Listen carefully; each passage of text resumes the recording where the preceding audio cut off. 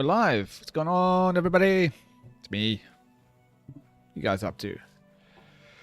It's Friday night, so I can only imagine you're having as good a time as I am. We were supposed to be streaming Back in Blackest Night last night, but we had some technical difficulties. So we decided to stream it tonight. And then, guess what? Someone wasn't available for the stream. So here we are. We're going to be doing something a little bit different. Hopefully, so people can come hang out with me. That would be cool. We're going to be comparing the 2014 Monster Manual against the more recent 2024. Let me get that in the camera. There it is. Dungeons and Dragons 5th edition Monster Manual. We're going to go through, we're going to pick out a couple of monsters that are in both editions of this particular publication, and we're going to compare them against each other, see what they changed for the new rules, give you a couple of tips, my opinions on how you can run these for your gaming table at home. And I'm going to be eating some pizza, having a bit of a cheeky drink as well. So if you're not doing anything better, come and hang out with me. Because I don't have any real life friends. Isn't that right, Dane? I'm your friend. Dane's my friend. I'll take whatever I can get. So, before we get started, I'm just going to eat some food. I'm going to wait for some people to start populating the chat. Dane didn't close the fridge. Damn teens.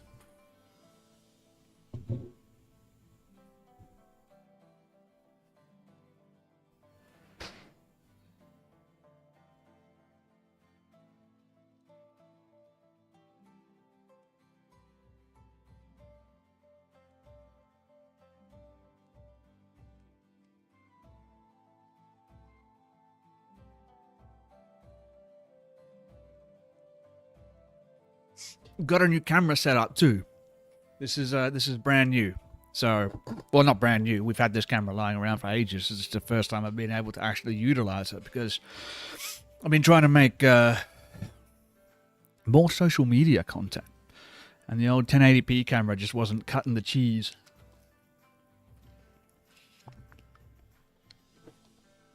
Which I'm pretty sure that's how the saying goes.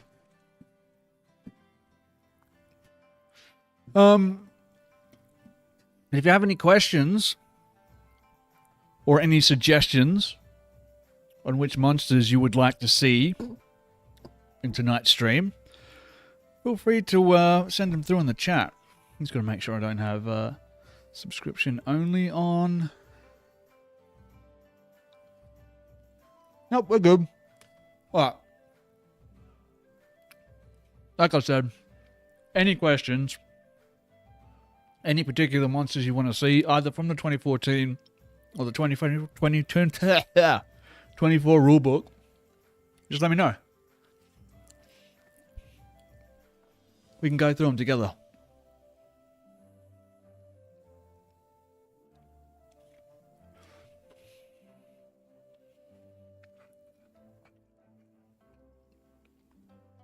Oh, that's strong. Oh.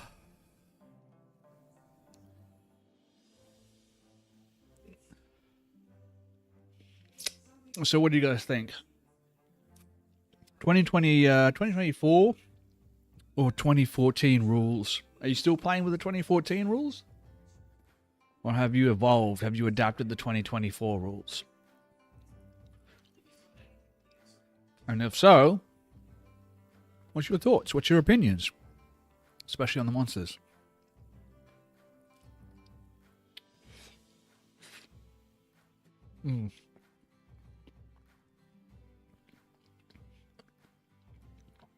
What a treat.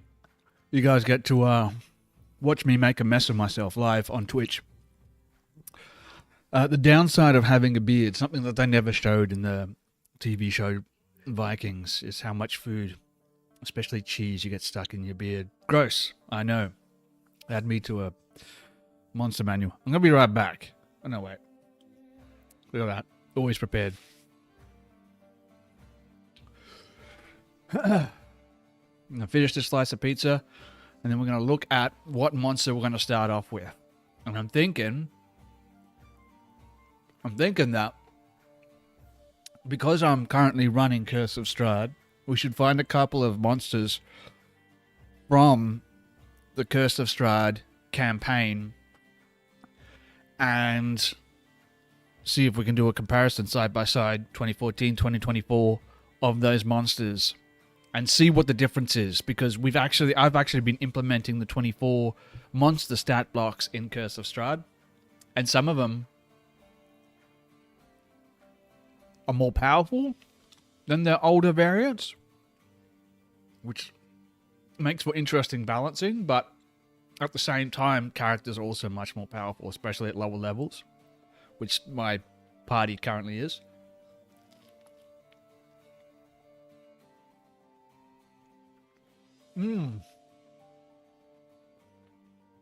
My personal most controversial D&D type. That's a good, it's a good question. Good question, Fridge Maker. I appreciate that. Really throwing me under the bus early. Controversial. I'm not sure if it's necessarily a good rage bait question. Yeah, exactly. That's exactly what I was looking for. I'm going for rage bait tonight. I'm feeling punchy, so don't hold back. I don't know necessarily if it's something that I still believe now, but at least once upon a time, as far as streaming was concerned, my controversial opinion is that combat is not good. I don't want to say it's terrible in D&D. But I don't know if you've ever sat down and watched your average group of people playing combat. But as soon as you take the role-playing element out of it, it becomes like just so much more uninteresting. It just becomes maths, like number crunching. Oh, I roll a d20 and I rolled a 22. But I think one of the issues is I play most of my games these days.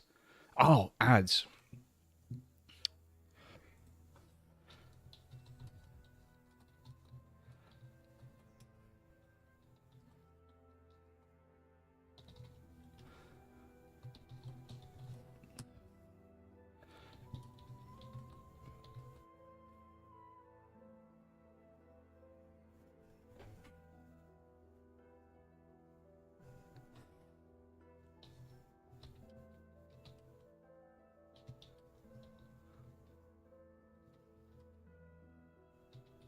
Oh, and you're back. Sorry about the ads. If you want to get rid of them, you can subscribe to the channel. Otherwise, they're just something that it's a necessary evil that we're just gonna have to put up with for the time being. But I think Jeff Bezos can smell a controversial topic from a mile away, so he was like, "Nope, don't want any of that. I'm gonna put up an ad." But he can't. You can't censor me, Jeff. Stop it.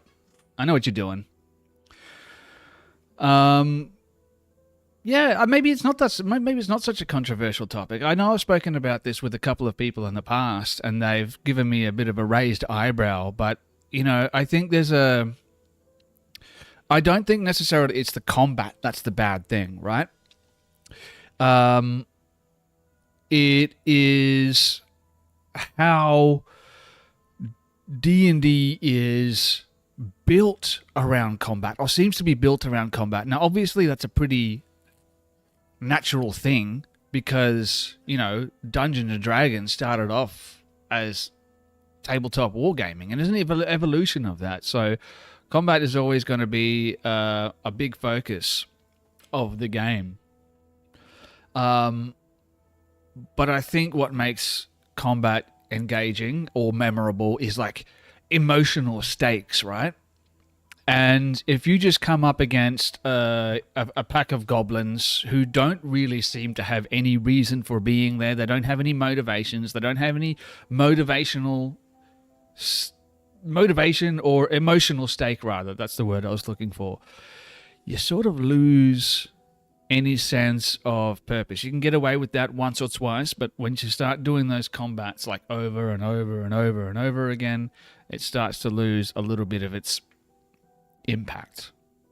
And I think if we could find a way collectively to take those core mechanics that you use in combat, that what makes combat so interesting, and apply it to like the investigation and the roleplay side, I think we could make D&D even greater.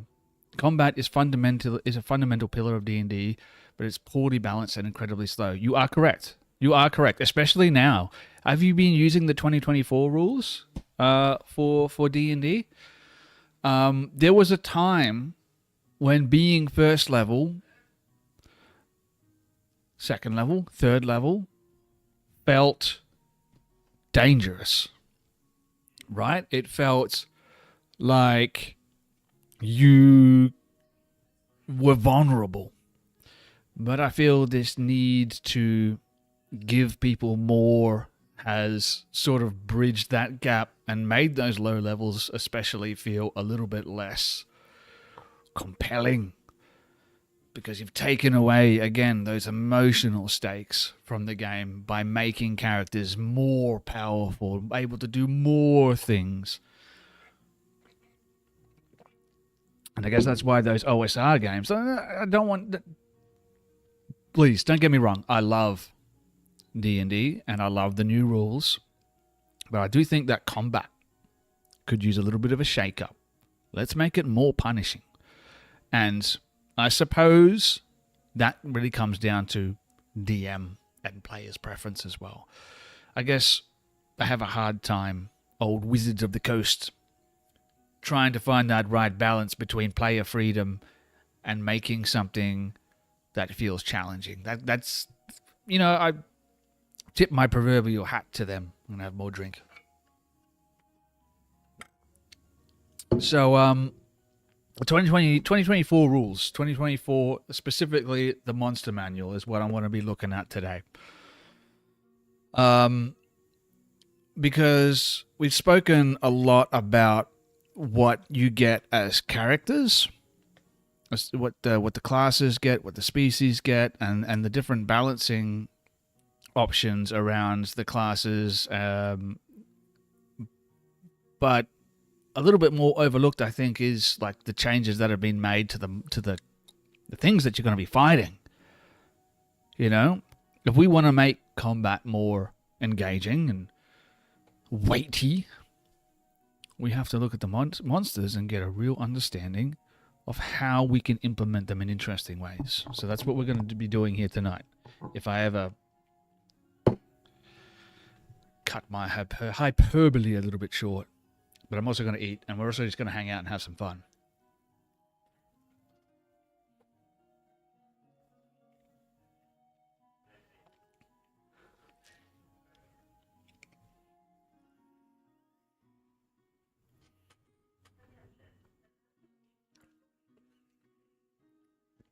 Two shots of vodka and a shot of gin in that drink, by the way.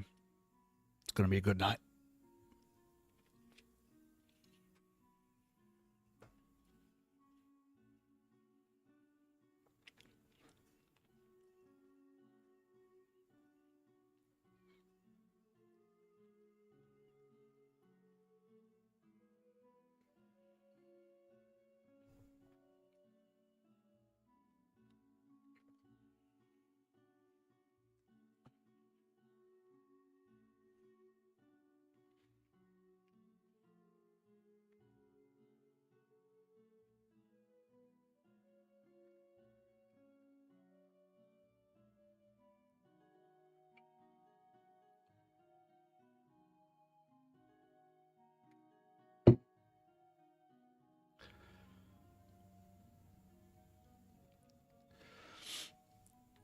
Yeah.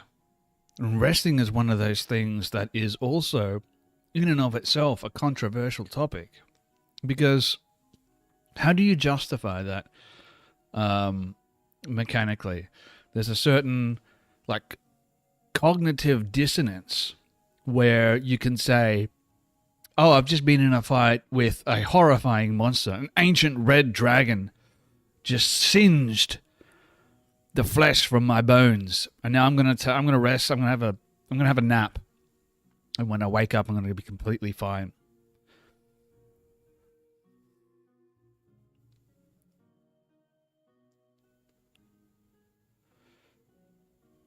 So what I want to ask is, I got two questions for you, Fridge Makara. I don't know if I'm pronouncing that right. Please feel free to correct me phonetically in the chat if you wish. But I got a couple of questions for you. A, how do you? Because I get the feel you're a DM. Right? You've DM'd. I'm assuming you're here. We're having this conversation. You seem to be pretty knowledgeable about D&D. So if you DM, or even when you play, how do you bridge that gap in cognitive dissonance where you can just say, I'm going to take an 8-hour nap, and I'm going to go from being on death's door to being 100% fine after that? How do you bridge that gap, and do you have any mechanics, whether they're actual D&D mechanics I just don't know about, or something that you do in your like homebrew stuff, or like how do you have something that sort of adds a little bit of consequence to, you know, those really tough encounters where people go down, pop back up, go down, pop back up, or go from 100 hit points down to 1 hit point, essentially getting to 1% of their life force, and then having an 8-hour rest and then being okay? Is it just all magic, or do you have some other way that you narratively bridge that gap? You have actually never played or DM'd D&D. Well, you could have fooled me. You could have fooled me. So I'm assuming that you've seen a lot of stuff. What have you watched? What's your go-to for D&D content? Apart from crit and miss role-playing games, obviously. That's we don't need to cover that. That's a given.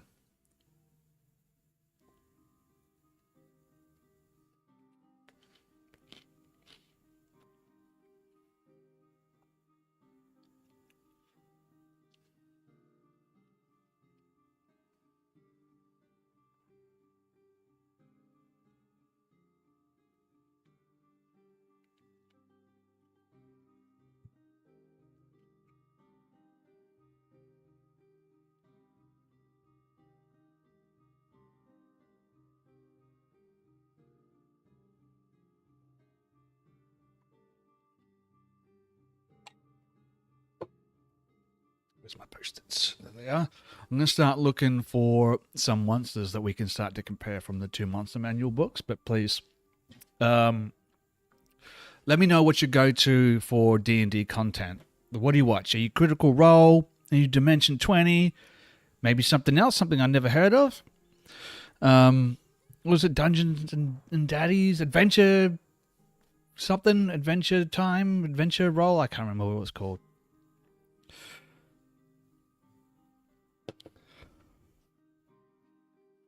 I think we're going to go for a classic one to start us off with. I'm going to try and find vampire in both of these books because obviously I'm running Curse of Strahd. Vampires are pretty important. Pretty important to that story. I don't know if you've heard.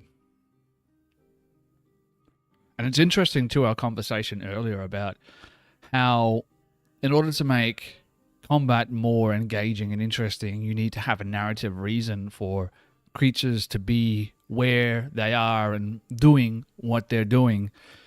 Curse of Strahd was created because of that same philosophy. You can't just fight a vampire. A vampire is something that should be special. When you encounter a vampire, it should be like, holy shit, this is Dracula. You know, you don't just fight Dracula in the basement of a dungeon. Dracula is something that should have its own weight to it, not just a creature that you encounter.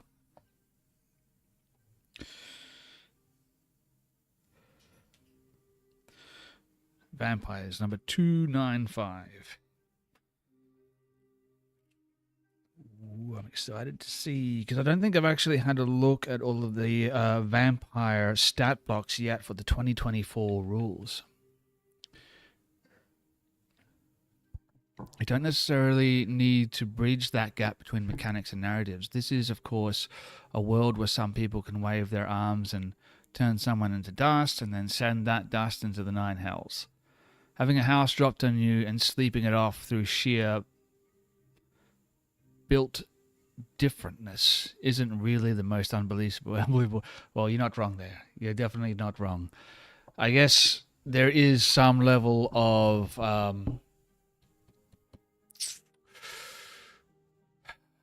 hand waving that we can do, right? Because we're in a high fantasy setting. I mean, really, what's stopping a cleric from being able to continue to do healing during that rest?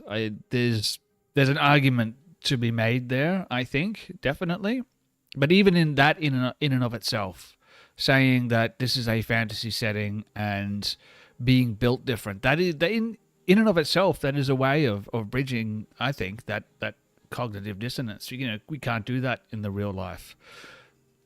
The way I've always seen it and the way I've spoken about it with my players at the table and everyone else, the members of the community, the Critverse at large, is that I feel like hit points represent something more than just damage, right? Oh, I've been hit. It was a small cut, it was 3 points of damage. Oh, it was a big cut, so it was 6 points of damage. I feel like it is a representation of both, yes, your physical damage, but it's also emotional, spiritual, and at the same time, luck, right? Because you can take these bumps and scrapes, and eventually your luck is going to run out. Something is going to hit you that you just don't see coming, or you've just been worn down by these smaller hits that have been coming and hitting you and chipping away at you over time, and then eventually you are unable to react quickly enough, or you've just lost that ability to react to something because you're too tired. You know what I mean? So I feel like that's kind of how I justify it to people, is that it's not just like physical damage. It's everything sort of combined together, as well as maybe, you know, what you say. This is a fantasy setting. People are built differently.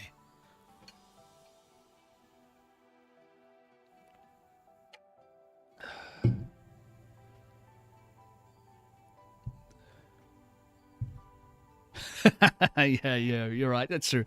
If you're getting crippled and you feel like your character is unfairly being hamstrung by these encounters, that can suck.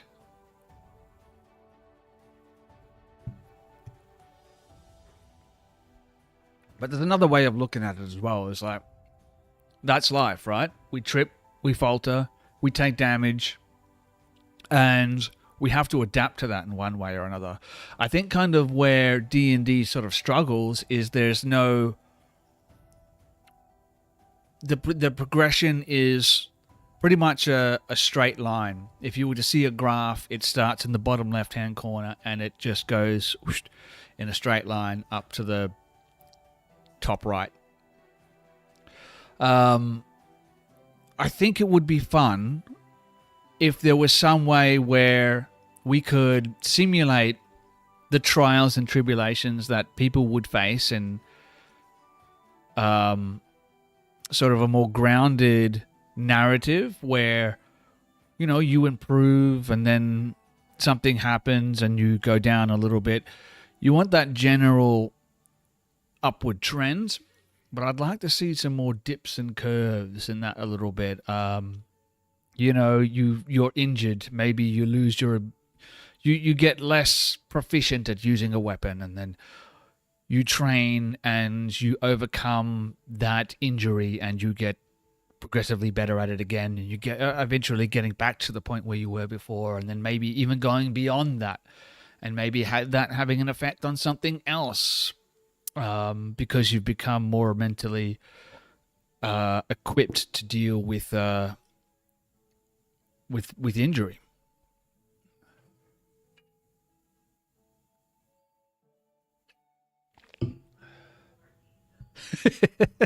Yeah, but there's fun in that though, right? Isn't there? That could be fun.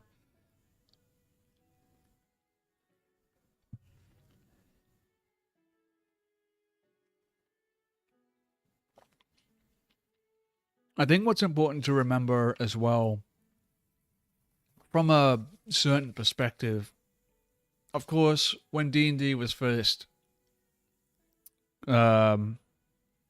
created, it was from wargaming, like we mentioned earlier, right? So you set out to win. But I think it's evolved a little bit in a way, where it's no longer a game where you just want to set out and win. I don't think winning really is what makes this game so great. It's not necessarily about the end as it is the journey, right? So if you can set aside your desire to win, to beat the game, and just sort of accept these challenges that come your way, and accept the fact that, you know, it doesn't matter if your character dies. It doesn't necessarily matter if they're unable to do something as well as you would like them to be able to do. What matters is if you're enjoying the game. I think some people might enjoy having those moments where a goblin, like you said, just stabs you and you roll on the critical injury table and you lose a leg. For some people, that's like, you know, that sucks because you have things that you want to do with your character, and for other people, that's hilarious. That's fun. That's narratively interesting. So I don't know. There's an argument that could be made for either side of that coin. Vampire, where are you? Sphinxes. Here we go. Vampire. Page number 317 on the 2024 Dungeons and Dragons Monster Manual. What did I say? 317?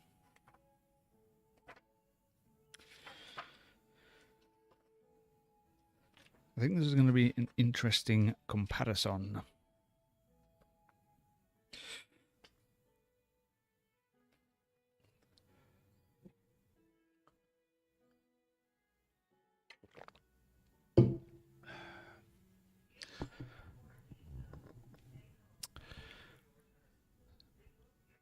Force damage doesn't need to exist, and wish should be for sorcerers, bards, and clerics. I think anyone can die / become permanently injured at any time thing has a certain appeal, but there's a reason a lot of DMs fudge rolls. That's a great one as well. That's something controversial.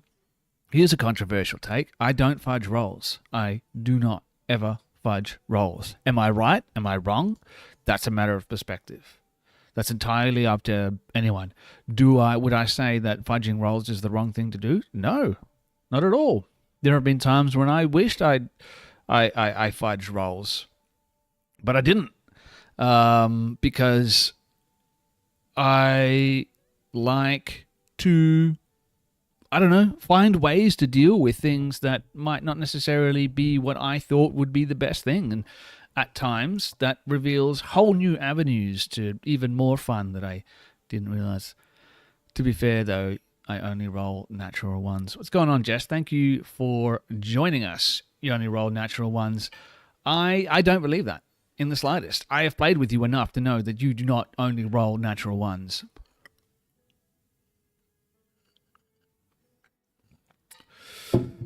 What's your opinion? Fudging rolls. Good? Bad? somewhere in the middle, bit of grey, could fall either way. Look at that. I'm a rhyming genius.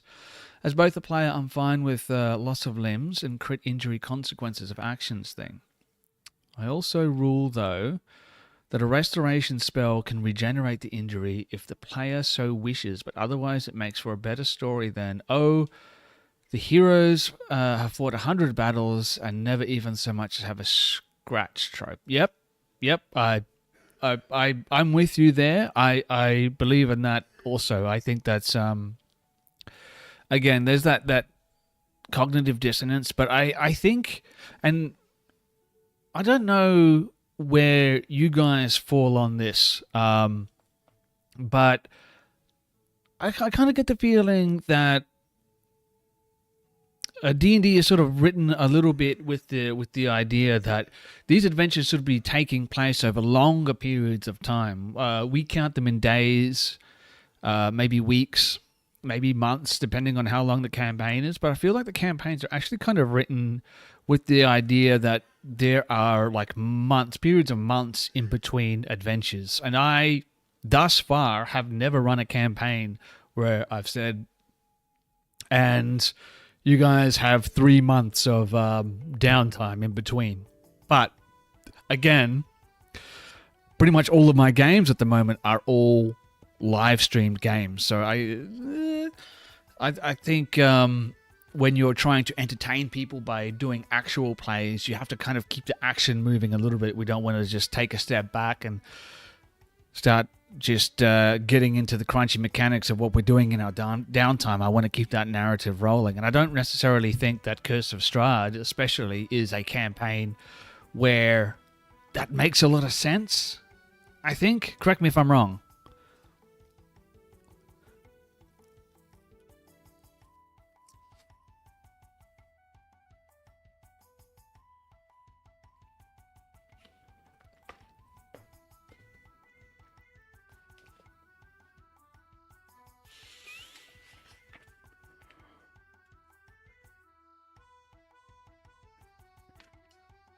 All right, so one difference I've already noticed between the 2024 and the 2014 Monster Manual here is there's a lot more in the 2024 rules than there are in the 2014 Monster Manual. Just quick reference. Vampires in the 2014 rules is 1, 2, 3 pages, 4 pages, with one of the pages essentially being one big start block. And 2024 rules is, let's have a look here. Get back to the starts. Where are we? Okay, here. 1, 2, 3, 4, 5 pages. There's only one extra page, but I feel like there's so much more information here. Yes, I do want to know your hot take, because if it's a good hot take, I want to steal your ideas. That's why I'm here. That's what we're here for.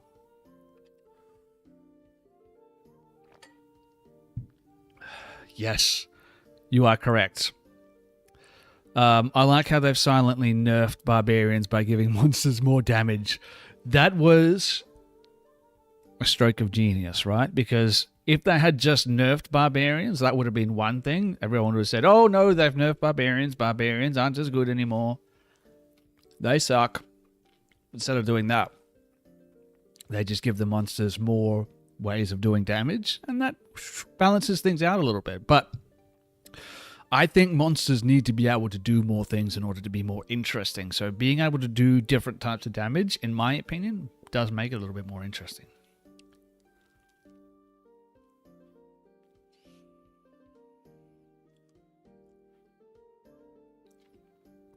That's not something I've heard of. Didn't they give barbarians a weird buff in that they can roll strength for everything while in rage, including Arcana, Stealth, and Perception? That's not... Jess, have you heard of that before? That's new to me. I will look this up. Because I don't like that. I don't like that one bit. How does that make any sense? You're really angry, so you sneak better? Yeah, have a look it up. Check it out. Let me know, because I'd love to find out a little bit more about this, because if that's the case, I think that's a silly place.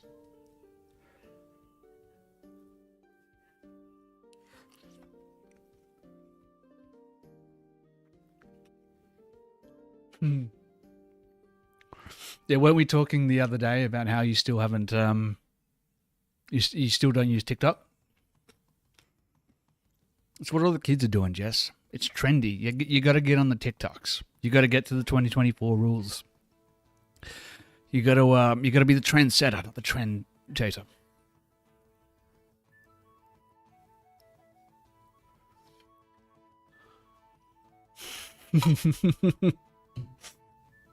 You're missing out on all the amazing content I've been making. By the way, I made another video today. It might be on Instagram. I'm less interested in Instagram because I want to really resonate with the younger audience. You know. Check me later. I'll get real desperate. I'll start doing TikTok dances. Oh shit! I'm gonna take out my microphone. You've been mixing the two 2024 monsters with 2014 monsters. What monsters do you take from 2014 and what ones do you take from 2024? And what's your process with like making that decision? Did you just choose the one that you like better, or is... I don't know. You tell me.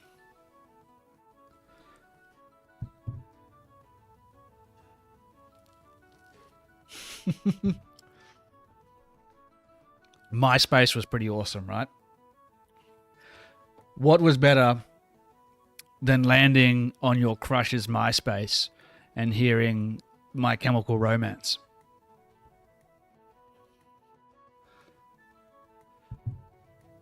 So, have you looked it up? I'm gonna. If you have, can you let me know where to find it? Because I'd love to have a look myself as well. No one's told me about this, and I don't read any source books. Except for the Monster Manual, of course, because it's right here in my lap. Acrobatics? No. No, I'm sorry. I've never seen someone get so angry they can do a backflip better.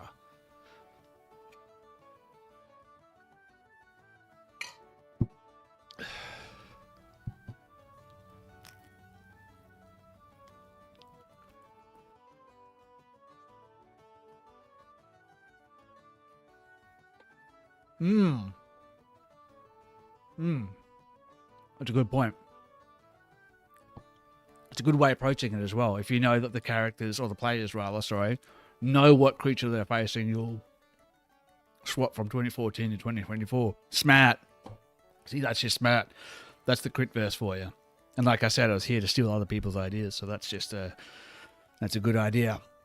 Shall we look at the first page of vampires in both of the monster manuals? Or should I drink more vodka? Well, I should do a poll. I don't know how to do that.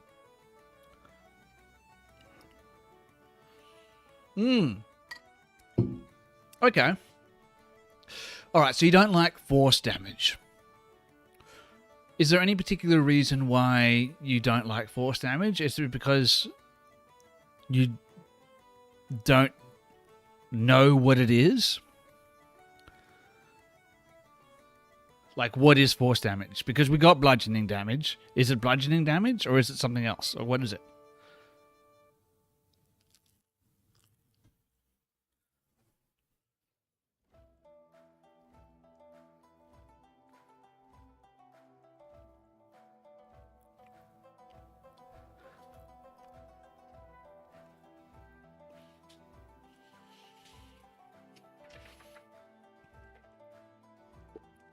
Alright.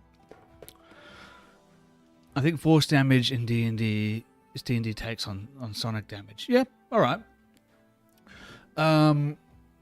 So are magic missiles just really loud? Are they just the D&D equivalent of someone blasting drum and bass as they drive past in their Holden Commodore. Is that what that is?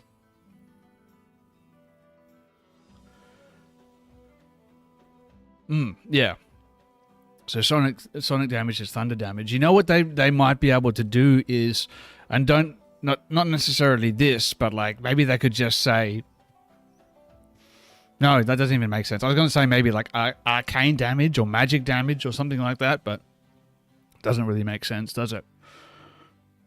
It's either it's burning you, it's freezing you, it is electrifying you, so choose one, pick one.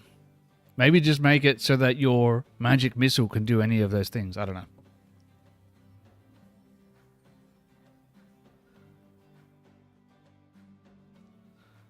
Yeah, that's fun. I enjoy that.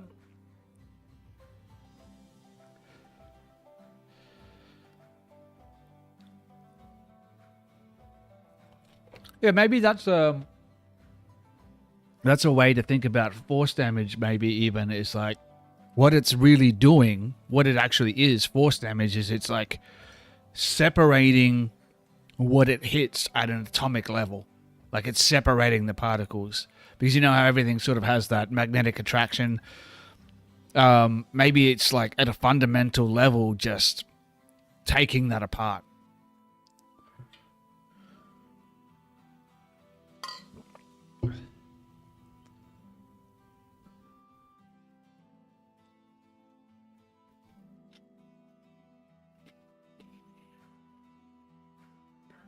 Or maybe another way of looking at it is like radiation? Maybe even something like that.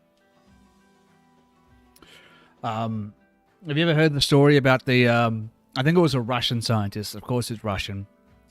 That stuck his head in a hadron collider. You know those big circular scientific devices that they use to accelerate particles to gigantic speed, to almost the speed of light, and then smash them together.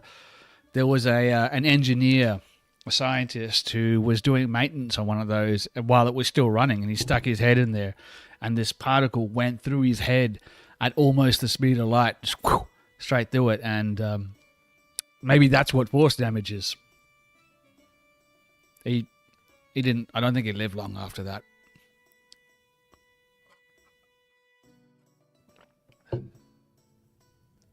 Ooh. Love me some jalapenos. I dig that. Disintegrate could be slashing damage. That works, right? Because, you know, what are you doing if you're slashing someone, if not separating particles? You know who is smart? Dumb people. Like me. Because I'm dumb enough to know that I'm not. I'm dumb enough to think that I'm not dumb. I'm smart, is what I'm trying to say. All right, 2014 vampires. Otherwise, I'm not going to do any of these creatures, but we need to do something here. And I also need to turn on the aircon because it's getting a bit warm. Lovely Townsville, North Queensland, Australia. Love the humidity. It has been an absolute boiler over here. Oh, we don't have to do anything, really. But I feel like we're just talking smack. That's what we're doing. But I did sit down with the intention of looking at a couple of creatures from the Monster Manual. So I'm going to at least do one. All right. So let's do this. Vampires. This is from... I'll give you a look at this. There you go. 2014 Monster Manual.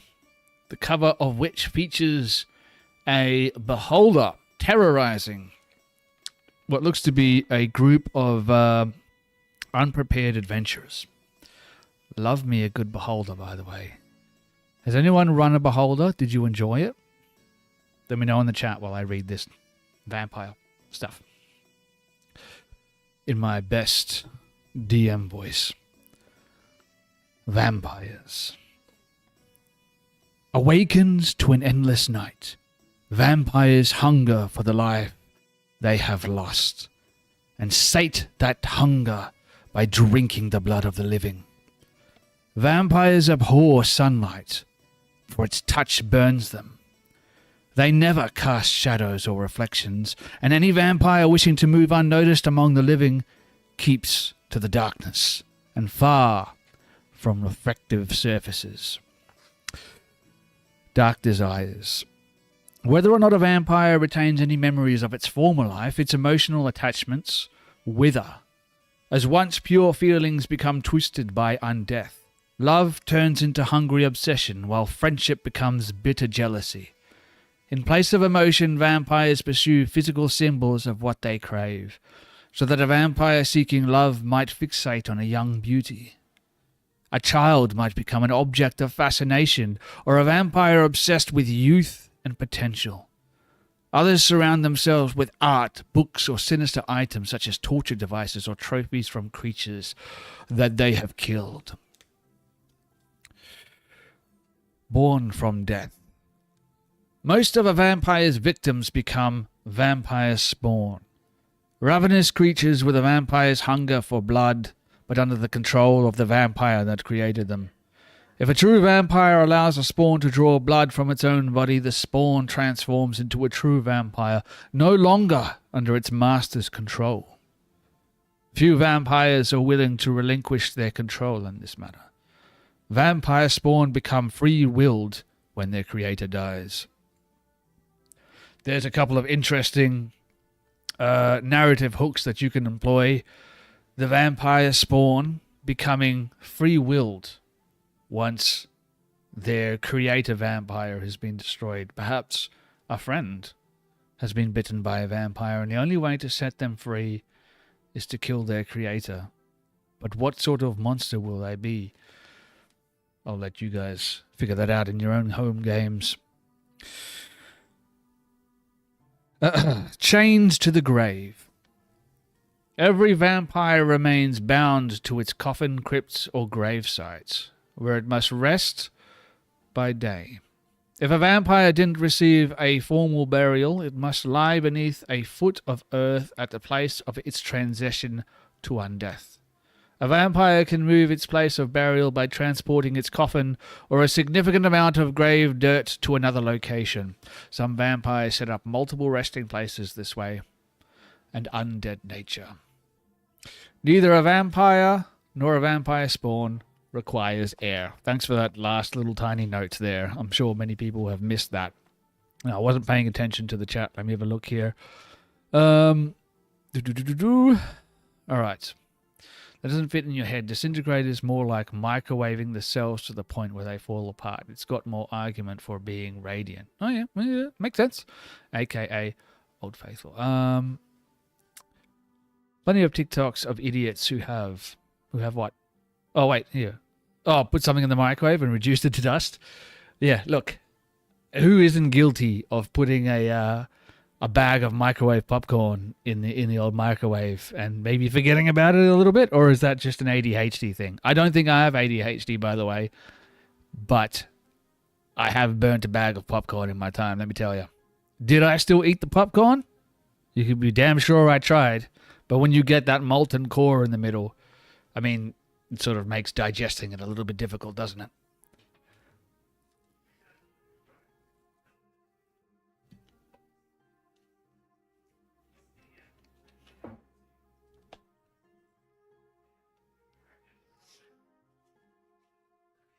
I've been joined by my cat. Hey, kitty. I'm not sure if she's here for me, for Pats, or if she wants my pizza. Hopefully not the pizza, because it's supposed to be spicy. It's not. There's a little note here at the bottom of the page for vampires. The 2014 book, page 295, if you're reading along at home. Player characters as vampires. This is interesting, because I've never actually read this, I don't think. The game statistics of a player character transformed into a vampire spawn and then a vampire don't change. Except that the character's strength, dex, and con scores become 18 if they aren't higher.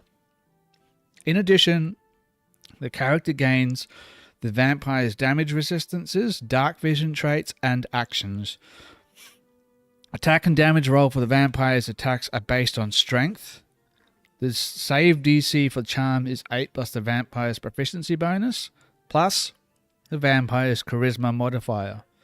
The character's alignment becomes lawful evil, and the DM might take control of the character until the vampirism is reversed with a wish spell, or the character is killed,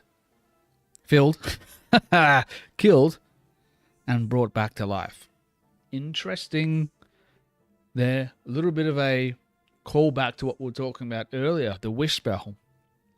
I think it was Fridge Mate Kara who said that wish spells should be the domain of, was it sorcerers, warlock? Kitty, get off the keyboard. Sorcerers, warlocks, clerics, I think is what you said.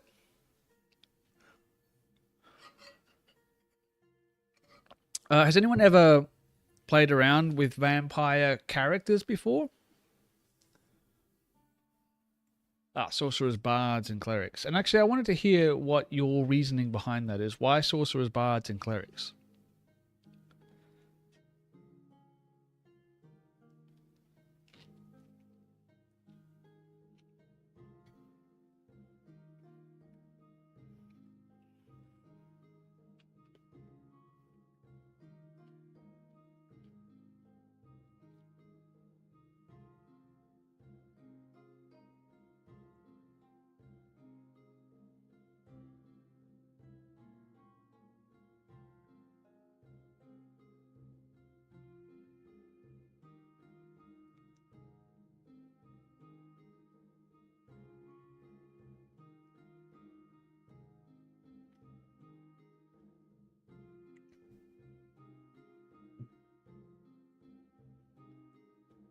I'm going to look up the particulars of the wish spell, because I've never actually cast or had a player cast the wish spell in one of my games. So I know of it.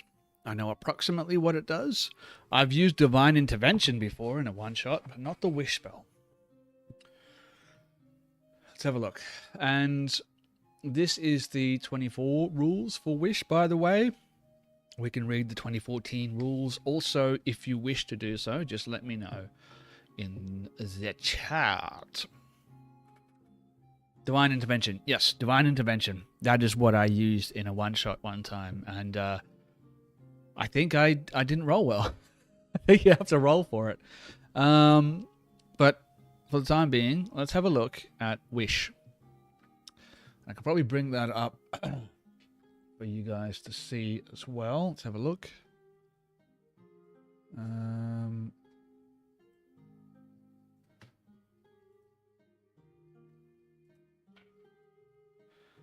we go. Just gonna make that. Oh, where'd my mouse go? There he is. Boop. There it is. There's the wish spell. All right, let's have a look at that. Wish. 9th level. 1 action. Range of self. Verbal components only. Duration is instantaneous. It's a conjuration spell. None of the rest of that matters. I don't know if you guys... Can you guys read that at home? If you can't, let me know. I can make it a little bit bigger. But Wish. Wish is the mightiest spell a mortal can cast. By simply speaking aloud, you can alter reality itself. The basic use of this spell is to duplicate any other spell level 8 or lower. If you use it this way, you don't need to meet any requirements to cast the spell, including costly components. The spell simply takes effect. Alternatively, you can create one of the following effects of your choice, and I think this is where Wish becomes so much more interesting than just being able to cast a different spell. Let's have a look. Object creation. You create one object of up to 25,000 gold pieces in value that isn't a magic item. The object can be no more than 300 feet in any dimension, and it appears in an unoccupied space that you can see on the ground. Instant health. You allow yourself and up to 20 creatures that you can see to regain all hit points, and you end all effects on them listed in the Greater Restoration spell. We can have a look at that later if you want to, but again, just let me know. Resistance. You grant up to 10 creatures that you can see resistances to one damage type that you choose. This resistance is permanent. That's interesting. Sudden learning. You replace one of your feats with another feat for which you are eligible. You lose all the benefits of the old feat and gain the benefits of the new one. You can't replace a feat that is a prerequisite for any of your other feats or features. Roll redo.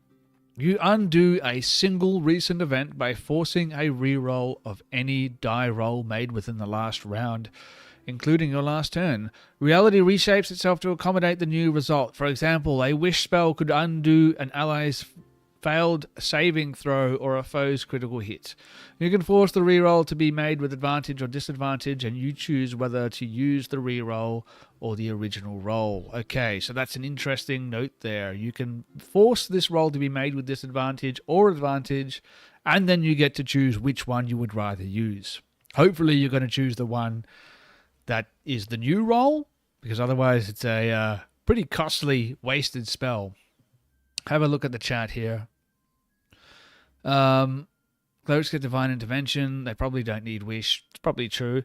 Bards get wish through magical secrets. It's not something I'm overly familiar with, but I wouldn't mind having a look at magical secrets. It's not something that I've heard of. Has my camera just clunked out? I think my camera clunked out. Just bear with me for a second. I'm going to try and fix the camera. It might be a battery situation. So just give me 2 seconds and I will try my best to fix it for you. One moment.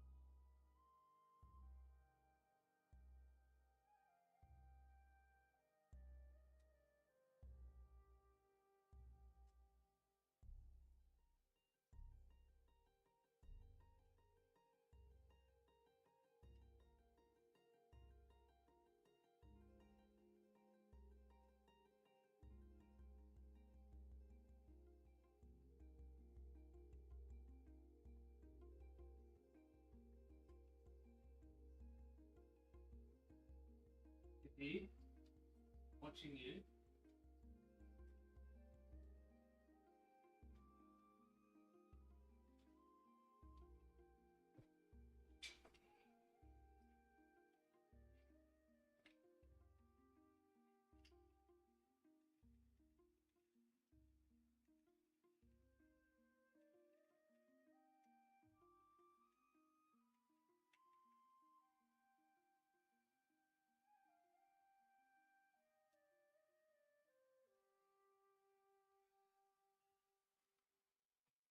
All right, that should be fixed. I feel like the camera's moved though, so I need to move that back down. Bards having class features like magical secrets, I think, is the reason that we should be on their spell list. Thematically, they can have this fundamental power in their music that is capable of manifesting arcane, druidic, or even divine might. Seems very wish to me.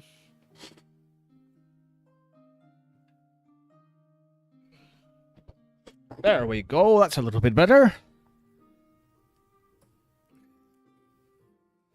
Yes, I think bards in and of themselves are actually a little bit of a controversial topic. Correct me if I'm wrong, but there's a lot of people out there who don't like bards, don't like how they work, don't like them as classes, and just don't play them. What about you guys? Bards? Yes? No? I, personally? You know what? I'll let you answer first, and then I'll tell you what I think about bards.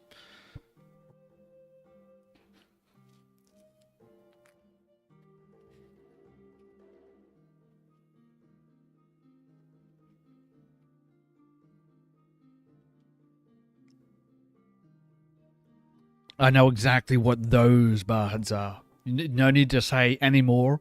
I'm on the same page.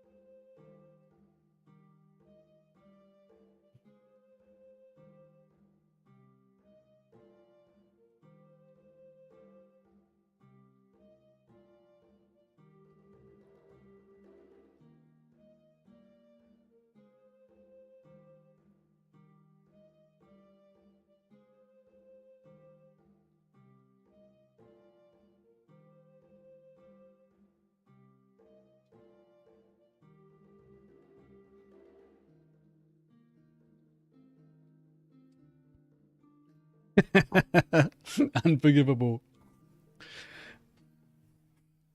Um, you know what I think? I think bards have so much more nuance to them, so much more potential than just being that stereotypical those bards that we're talking about. They can be so much more than that.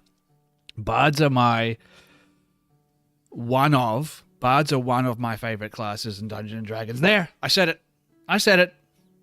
I can't take it back. It's been live streamed.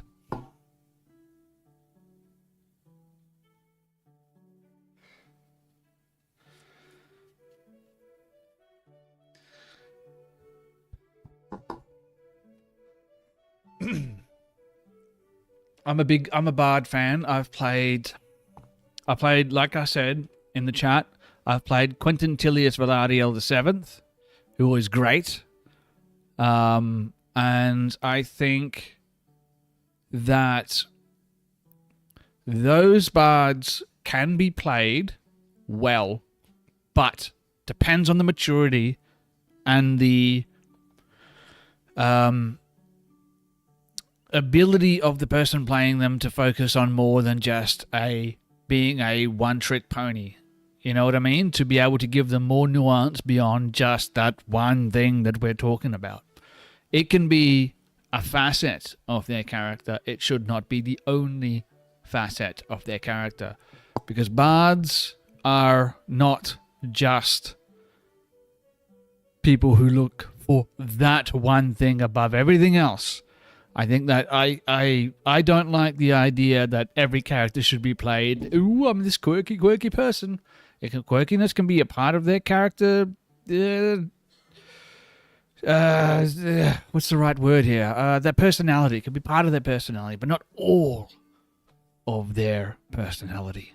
Give them a little bit more. Give them beyond that. And you can play one of those bards and you can play them well. And I've played another bard that was not one of those bards. It was the complete opposite of that. And actually, I think it may have been a College of Eloquence bard. Maybe? I'm going to have to look it up now. Let me find my character in D&D Beyond. Too short-lived. She was.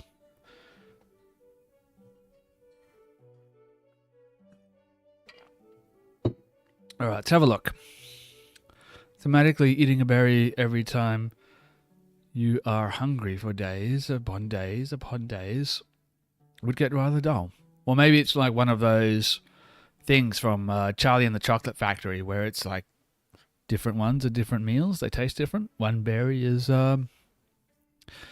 tastes like steak, and the other, oh, that'd be weird, wouldn't it? Having the berries consistency with the taste of steak.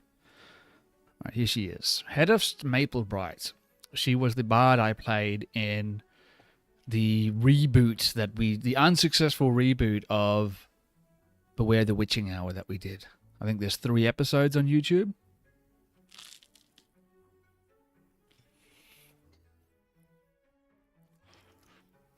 I'll share this with you guys at home as well. so you can see this character. Now, was she... Look at that. She's a multi-class, and I didn't remember making her a multi-class. Why did I do that? What is she? She is a... Oh, College of Glamour. All right, there you go. Look, it's been a little while since I played this character, all right? So don't judge me. Talking to you, Jess. Don't judge me. Yeah, she was a College of Glamour shadow magic sorcerer. I think her main thing was just being able to charm people and zippity zap around the battlefield. I think was what she did. That was her entire stick. And her narrative hook was, I think everyone had to have something that was a curse or something along those lines. And hers was that everyone forgot her after they hadn't seen her for a short amount of time. So she could get close to people, but as soon as they hadn't seen her for an hour, they would forget who she was. So her family, everyone had forgotten who she was. So I thought that was very fun, and I never got to see a satisfying ending to that.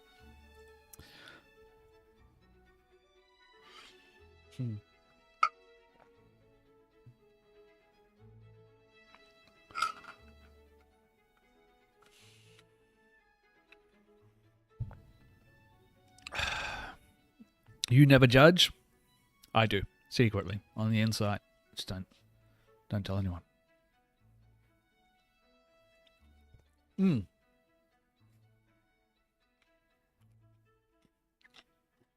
since you never judge, you won't judge me for getting another drink or getting pizza stuck in my beard.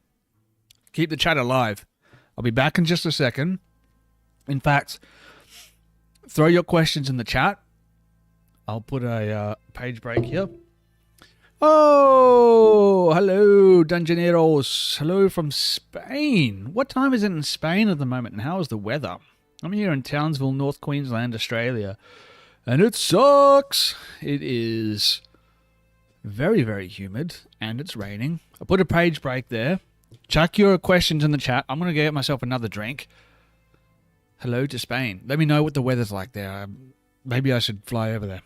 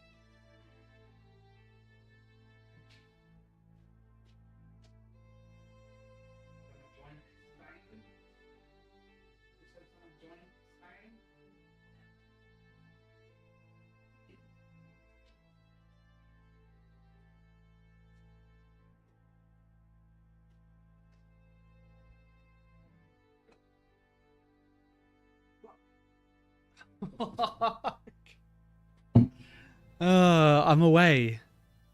I'm away from 1 minute. 1 minute, kitty. And you eat my pizza. You damn scavenger. You backstabber. That was my pizza. All right, let's have a look. Did anyone put any questions in the old chat, Sony? College of Eloquence Bard, I think, has the more fundamental problem. Oh wait, it's after the page break. 10:45. It's cold. Oh, 0 degrees. 15 degrees all over the country. Look, I know that's cold. Is that too far? There we go. That's a happy medium. I know that's cold, and you're probably begging for a little bit of warmer weather right now. But what I wouldn't do for a sub 20 degree temperature at the moment. Whew, that would be nice. Let's have a look. I'm in Melbourne. It's tepid at best, I'd say. Except the parts that are on fire. Yes, they're not tepid. They're the opposite of that. It's not technically Melbourne, though. But I tell you what. We were in Alexandra, and we left on the 5th. Super lucky. Oh, I have a question. Fire a question at me. I have a question for you. And this is for the people that are in the chat as well. When is the campaign starting, dude?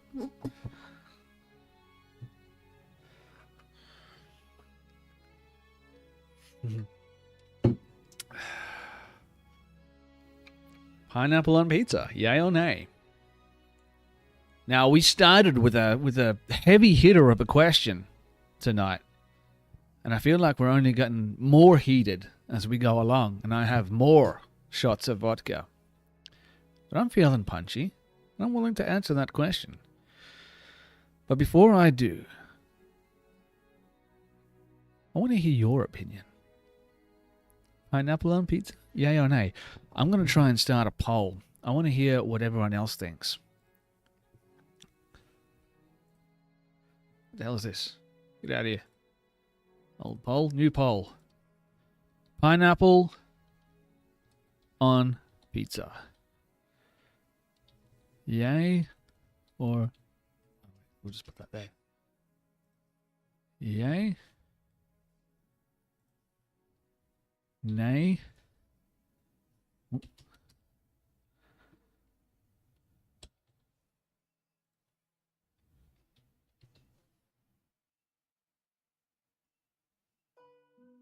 Let's make it 10. And wait, the duration, we'll just put that up for 5 minutes. Okay. Poll is up. Let me know your opinion in the poll. Pineapple on pizza, yay, nay, or maybe. It's fun. I just made that up. Let me know what's your opinion. Once that poll is finished, I'll look at the results. You know what? Before I look at the results, I'll tell you my opinion, and then I'll look at the results, and I'll see how many of you are cool, and how many of you I'm going to unfriend on TikTok after this conversation is finished. In the meantime, let's have a look quickly at the 2024 rules or 2024 monster manual for vampires. See if there's any changes on that first page, because like I said, this is something I was going to do, but let's have a look. Alright, here we are again. We've got the new monster manual from Dungeons & Dragons Wizards of the Coast, a companion to the 5th edition Player's Handbook 2024. One thing I do have to say about this book is, as always, the art is just phenomenal. If you want to buy it just to look at the pictures, I wouldn't blame you. Oh, that's quite something. Okay, so vampires. I've put a post-it note on here so I can turn straight to the relevant page and not waste any of your time. Let's go to the first page. Vampire, unicorn. That's not a vampire. Alrighty then. Vampires. Blood-sucking lords of the night. Habitat. Underdark. Urban. Treasure. Any. Interesting choice of habitat for vampires in the Underdark. I guess it makes sense. But I thought that vampires had some sort of connection to the Shadowfell as well. Am I wrong in thinking that?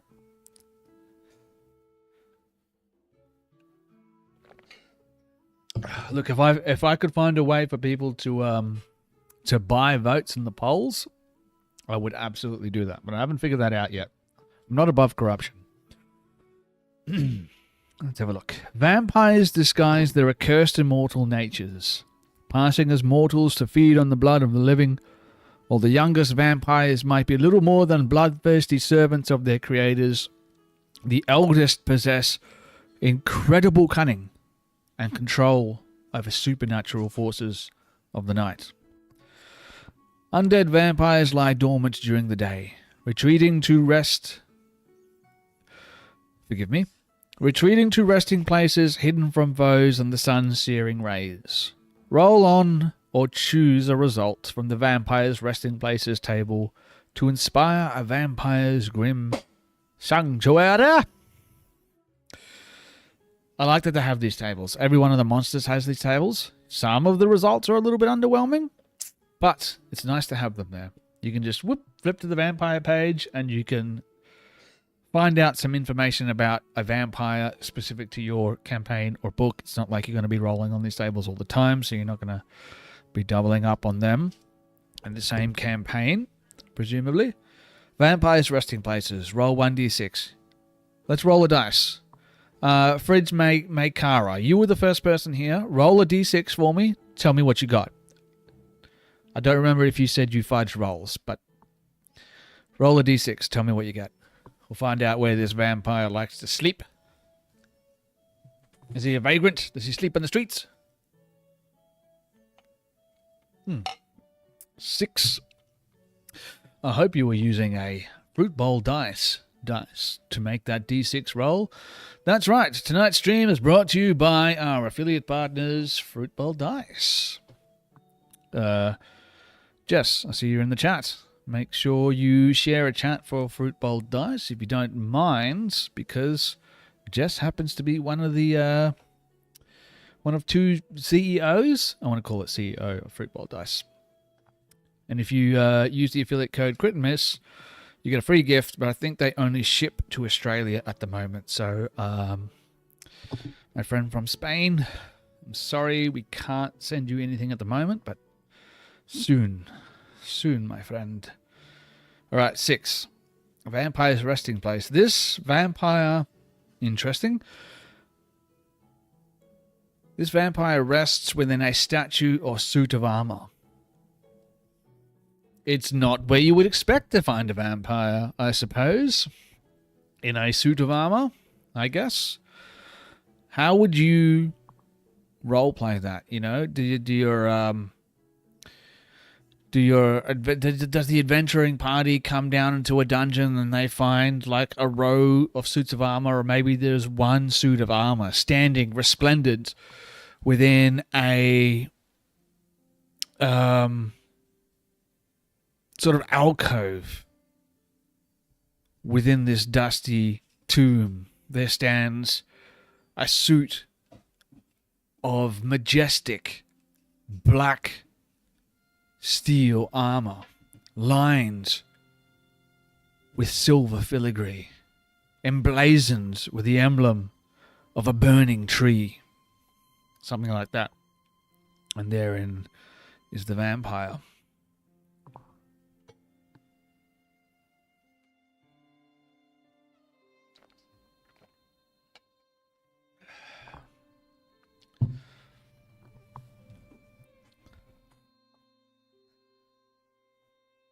I think we bought one of their GM screens and a few sets of dice at one of the toy and cards fairs in Melbourne. Hey, look at that! That's amazing. What dice did you buy? What have I got? Where are they? They're great, by the way. Fruit Bowl Dice. Jess is in the chat right now, so if you bought one of their dice from there, you've probably met her. They were kind enough to become our affiliate partners last year in 2025 and continue for some reason to do so in 2026. And Jess is also one of our players in our Vecna Eve of Ruin campaign, which is on Tuesday night. So if you would like to see her roll her own dice terribly, Tuesday night, 8:30 p.m. Australian Eastern Standard Time. I don't know what time that would be where you are, but you can Google it, I suppose. You can't really see that. Come on, camera, do your thing. Do your thing. Oh, look at that. Oh, that's why I got a 4K camera, ladies and gentlemen. Look at that. I feel like this is one of those TV ads. But wait, there's more. Buy now with the affiliate code Crit and Miss, and you'll receive an extra something. I don't know. I'll let Just decide what it is that you get extra. But seriously, check out Fruit Bowl Dice. Follow them on social medias. Even if you don't buy any dice, give them a follow, comment on any of the videos and posts that they have up there. Everything helps because they're an amazing local company, and anything you do is going to help them get a little bit more engagement and a few more views, and every little bit, you know, it helps. I don't know what else to say. No, please feel free. If you have a D&D channel that you enjoy, you know, as long as we're not spamming things here, chuck it up in the chat. One of the reasons why I created this channel, Crit and Miss Role Playing Games, is to try and, you know, bring all of us content creators together a little bit. So chuck it up in the chat. And if you want to as well, join us on the Discord. I think you can use the chat command !Discord, and we have a promote yourself channel there as well if you want to promote your own channel or something else. Yes, Mr. West, you may indeed ask a question. That's why I'm here. I'm not necessarily going to give the best answer to that question because, well, I mean, I'm me, but I'll certainly give you an answer, and I'll answer it to the best of my ability. So in the 2014 rule book, we had a whole page on vampires, and it was dedicated simply to the flavor text of the vampires. 2024 rule book is a little bit different. I think I said 2024 before. What I meant was 2014. Oh, I forgot to check my poll. Let's have a look. View results. Pineapple on pizza. And Nay wins this one by a smidgen, just a touch. 54% of people said no to having pineapple on pizza, and 46% of people said yes. Controversial opinion again. I know it's been a night for controversial opinions, but I'm in the Maybay. I think. I don't say yay, I don't say nay. I personally, Hawaiian pizza, pineapple pizza is not my favorite pizza. It's not my go-to. If I go into the fridge, there's a slice of pineapple pizza in there. Am I going to eat it the next day? Sure. But it's not my choice. Will I think less of someone else who has pineapple on their pizza? Certainly not. Certainly not. I've eaten haggis. I've eaten tripe. I've eaten a whole little octopus. You know, I've eaten weirder things. I'm not going to judge other people for what they have on their pizza. Unless you're Belgium. Then we can talk. All right. Let's have a look at this question. Did we post the question yet? Or did I miss it? Where is it? You haven't asked the question yet. Please feel free to chuck your question up there. I'll answer it to the best of my ability. So my household is a D&D Twitch channel. We're just starting, called @Bardic. Oh, great name for a fucking D&D channel. Excuse my language. Sorry. We have one campaign currently going that starts back next Wednesday, and we have a second campaign starting on it in February. Twitch channel. Chuck the Twitch link up in the chat for me, and I'll give that one a follow right now. And again, join us on Discord. Chuck that up on the Discord because we have a huge, well, not a huge community, but we have a bit of a community, and we're all D&D nerds. So anything that we can get our greasy little fingers on, you know, we will. Let's have a look at this question. So Mr. West says, I'm going to assume I'm talking to Adam West here. I've been DMing for my friends group for almost a year now. I have played a couple of sessions as a player, but never more than a couple. We all have fun with the sessions. We're at session 24, and they are chasing some artifacts in the elemental planes right now. Ooh, I like that. Jumping from one plane to another, mixing them up. There's a lot of potential for narrative. But I have no idea if we are truly playing D&D or just applying the rules to our own story.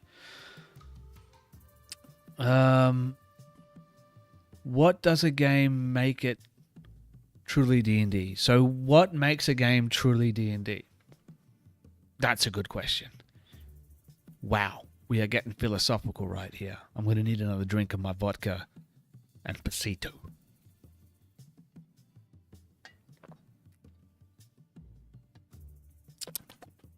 Oh, that's good. Again, Twitch channel. Put it in the chat. I want to see the channel. Maybe I can share it for people at home as well. What makes a game of D&D D&D?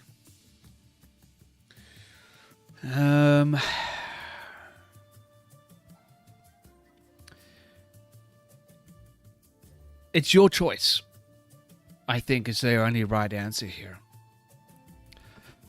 I think what makes D&D D&D is less about what is written in these books necessarily, and is more about what it means to the people who are sitting down and playing. I think when you break down D&D to its most fundamental and core elements, what D&D really is as adults, or children, teenagers, whatever, it's us going back to that stage in our life where we can set aside the expectations that we put on ourselves to behave a certain way, and to indulge ourselves in that very childlike mentality of make-believe and play. And I think, to be honest with you, if you are sitting down with your friends and you are collectively telling a story, I think at the most fundamental level, that's what D&D is all about. It's not about the rules. The rules are there to help guide you through that narrative process. The rules are there. The dice is there to help stimulate your own creative process. If you're doing that together with friends, you are playing Dungeons and Dragons. If you were to sit down and you had nothing but a D20 and you told a story with your friends, and every once in a while you rolled one of these suckers, this is the Abyssal Depths die from Fruitball Dice, check them out. That's Dungeons and Dragons. You can apply as many of these rules or as little of these rules as you want. Okay? Because D&D is for you, the player. It's not for the people who wrote the book. And I think if you were to pick up the player's handbook and open it to the first couple of pages, they will say pretty much the same thing. So that's what D&D is. So in my opinion, from what you've told me in that question, you're playing Dungeons and Dragons, my friend. So welcome to the Dungeons and Dragons community. Oh, so good. Isn't it strange how passion fruit seems to mix with just about any alcohol? It should be illegal. But yeah, I mean, if we're talking like purely in the, I don't know, less fringe version of what D&D is, if you're running the rules from the Dungeons and Dragons Player's Handbook and Dungeon Master's Guide, if you have a character sheet, a pencil, and some dice, you are playing Pasito and Blue Curacao? I have Blue Curacao, dude. Don't tempt me with a good time. Don't tempt me. Don't threaten me with a good time, because I'm going to do that next. Blue Curacao and Pasito. I didn't even think of that. This is why I keep you around, Jess. You're the ideas person. But yeah, you know what? I want to hear, Jess, if you're still with us. What do you do? to me, what are the fundamental things that you need to be doing in order to say that you're playing Dungeons and Dragons? What's your opinion? Because I value your opinion. I think you're a very experienced dungeon master, and all that kind of stuff. So, if you have a second, would you like to give your opinion on Mr. Adam West's question?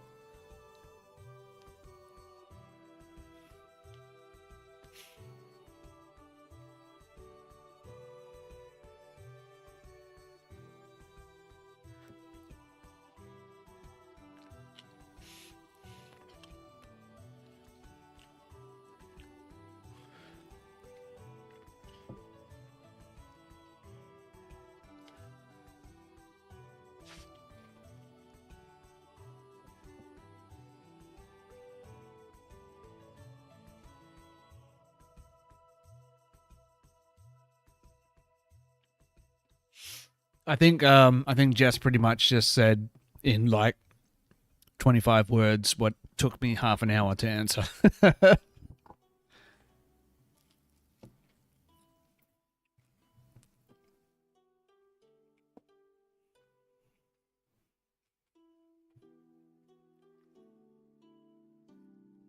There's a reason why my Curse of Strahd campaign has been going for a year, and we're into day number 3.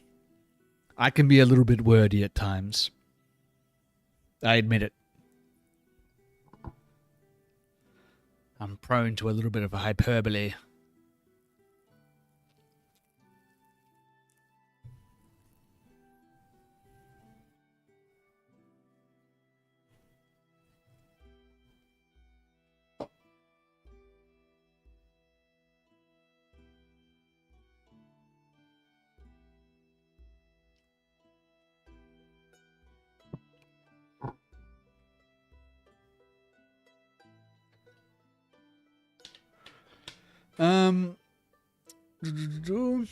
There was another question. What was it again? D&D encounters. Classic D&D encounters. Use the player, DM, and monster guides and take it from there. That's D&D. That's D&D. Take 2 or 3 rules from any of those rule books and you're playing D&D, my good friends. You can even multi-class, play D&D and Cyberpunk Red at the same time. I would love to find out how that would actually work, to be absolutely honest with you. I tried to run a Cyberpunk Red campaign. It was called Neo-Magnetic, and it fell apart almost immediately. Which is a shame, because I think it was going to be cool, but unfortunately I had some personal stuff I had to take care of, and I went on hiatus. But now I'm back. I'm back. I can't be stopped, baby. All right. Classic encounters. There are no classic encounters necessarily that you have to run in order. I've been reading your name wrong the entire time, and I only just realized, Mr. Wessel. To be fair, my chat is very, very small on my screen, and I'm getting old, and I don't think my glasses are doing their job like they used to. Please, my apologies. I think there are no necessary classic encounters that you need to run in order for, to give your players Adam West. I should change my name to Adam West. That is a good name. It is time for a trip to Specsavers. Tell you what, a couple more subs, maybe I'll be able to afford it. Classic encounters. What's interesting is my first D&D experience was as a player in Curse of Strahd. Part of the reason why I chose to run that for one of our, premiere streams on the channel. And Curse of Strahd has none of those classic D&D encounters that you would expect from Dungeons and Dragons. And that was strange to me, I've got to admit, when I first started playing Curse of Strahd. But, my DM said that's the way it was going to be. I should have known that. So, when you think about classic encounters in Dungeons and Dragons, to me at least, I'm thinking mimics, displacer beasts, mind flayers, beholders. Those are your classic Dungeons and Dragons creatures. And let's not forget dragons. I mean, it's in the names, right? Dungeons and Dragons. It's right there. So if you ever wanted to give your players a classic D&D encounter, one of those will do the job, or a mixture of any of those things. You could always throw a party of orcs, party of kobolds, depending on your players, levels. Those are classic encounters. But I think especially now, Dungeons and Dragons, that's funny because I actually called it that same thing, Dungeons and Dragons. What was I going to say? One thing that has really stuck with me for a long time is I did a stream. It was called 50 Shades of Grey Matter. And it involved a Mind Flayer Arcanist. Hold on 1 second. This is a great opportunity to crush the streams, so to speak. I'm going to bring up a Mind Flayer in the 2024 rulebook. Give me 1 sec. Here it is again. You would think I was sponsored by Wizards of the Coast. I'm not. But Mr. Coast, if you're watching, I'm open to negotiation. Don't sue me. Mind Flayers. Page number 214. All right. Look, it was fated because I just flicked the book open and it fell right to the page that I want. Okay, so here we go. You want a classic D&D encounter? This is your guy right here. This guy is called an Illithid, aka a Mind Flayer. Anyone who's played Baldur's Gate, whether it be Baldur's Gate 1, 2, 3, doesn't matter. They know who these guys are. These guys are your quintessential Dungeons and Dragons baddies.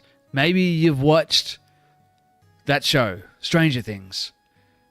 You've heard the name Mind Flayer before. These guys, if you want a quintessential D&D encounter, check these ones out, Mind Flayers. Just going to read this real quick. I'm going to have a look at the chat just after that.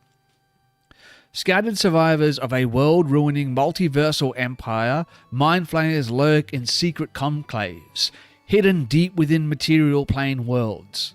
Within their alien sanctuaries, these wicked masterminds, also known as Illithids, reshape the Underdark and its inhabitants to serve their unfathomable whims. Mind Flayers are feared for their psionic powers, which allow them to stun and control other creatures, and for the horrific method of feeding, using their foul, slimy tentacles to extract the brains of their victims.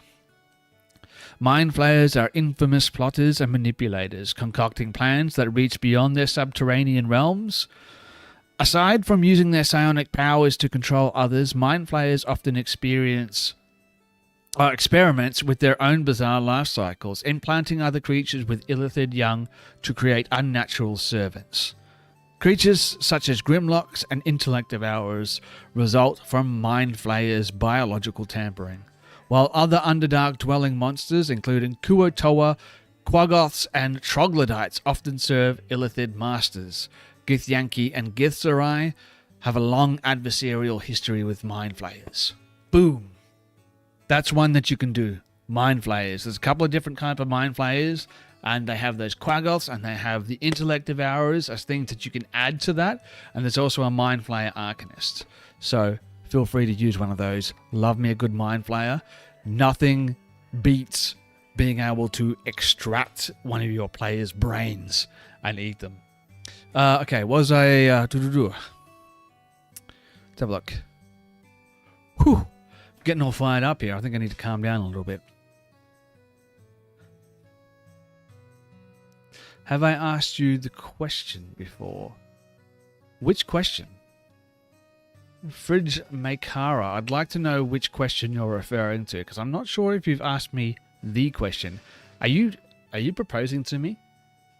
Are we getting married right now? Because I wouldn't necessarily say no. Oh, did the stream just cut out a little bit? Are we back? Are we good?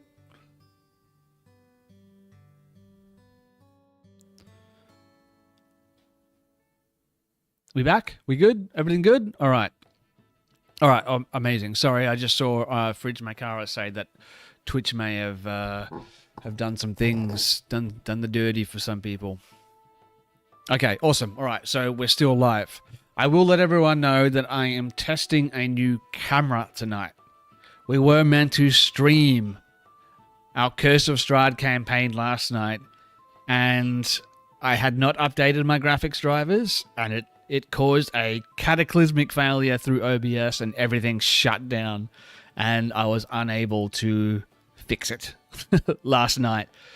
So I like to see failures like that as an opportunity to take a step back and look at what we can improve. So I've now got an SLR camera that I'm testing out tonight, and so far I'm digging it. I mean, you can see every single crumb in my beard. How good is that?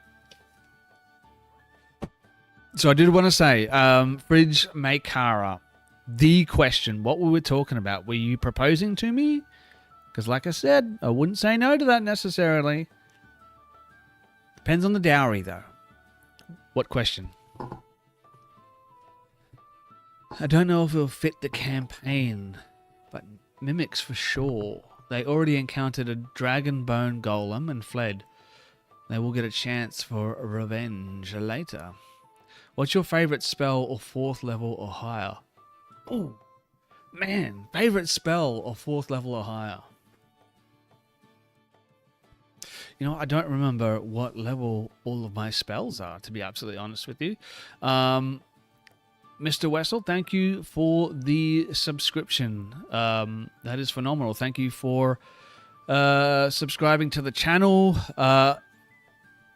I have recently decided to take a couple of days off work a week to try and make this a supplementary source of income for me. So those subscriptions, they are huge for me. So thank you so much for that. I appreciate it. All right. Favorite spell of 4th level or higher? I'm going to have a look. Oh, I'm going to have to, because I don't remember what level my spells are. Let me just tell you one off the top of my head right now.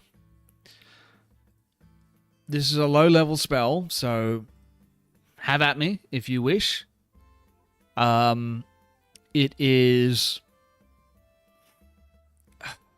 God's Misty Step. Boom. We were talking about controversial opinions. Misty Step.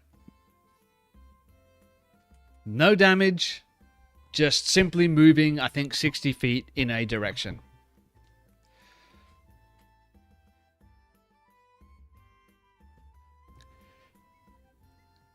Don't overlook a good Misty Step, man. It's such a huge thing. Bonus action, and you can go 60 feet in any direction. Let's say, 60 feet plus 30 feet of movement, and then you can cast a cantrip as well. Pretty good. Higher levels. All right, let me have a look. I'm gonna have a look what the higher level spells are. I mean, you can't go wrong with a good fireball every now and then, but it's a little bit pedestrian, isn't it? So let's dig a little deeper, find out what one of my favorite 4th level or spell or higher. Are we talking wizard? Are we talking the whole range?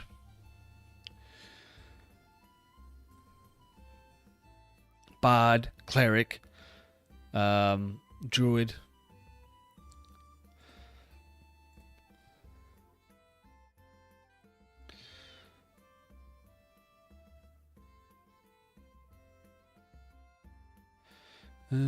Let's have a look.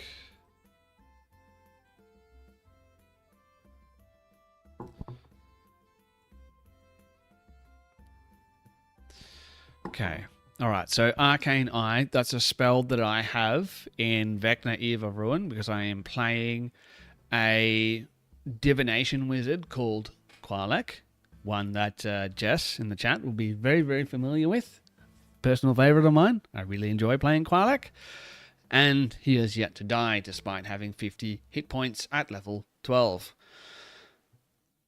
All right. So I think in order for this to count, it needs to be a spell that I've actually used. It can't just be a spell that I theoretically think is my favorite spell. And I don't play that much. I DM more than I play.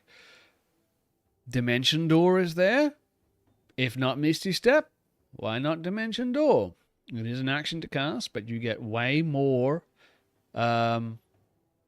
effectiveness with Dimension Door. Divination, fun.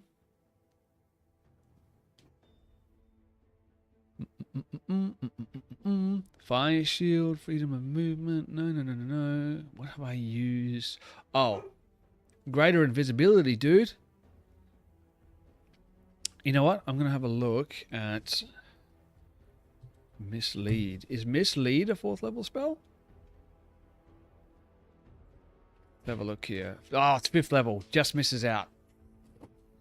Could I make an argument to bump up the 5th level spell? Because if we could, Mislead is a great spell. Damn it. Doesn't count. Greater invisibility, great spell. Let's go back to where I was. Try and find one that actually is within the limitations of what was given to me. Mordenkainen's Private Sanctum. Good spell. Phantasmal Killer. Also a pretty good spell. Let me talk to you about Phantasmal Killer. Okay? Listen up. You tap into the nightmares of a creature. Boom. You've already got me. Okay? Nightmares. That grabs my attention straight away. That you can see within range and create an illusion of its deepest fears, visible only to that creature. The target takes a wisdom saving throw. On a failed save, they take 4d10 psychic damage and have disadvantage on ability checks and attack rolls for the duration. A successful save and the target takes half as much damage. It's a good spell. Would I say it's my favorite? No. It's a good spell, though. Why is it a good spell? Because you get to describe what the creature's worst nightmare is.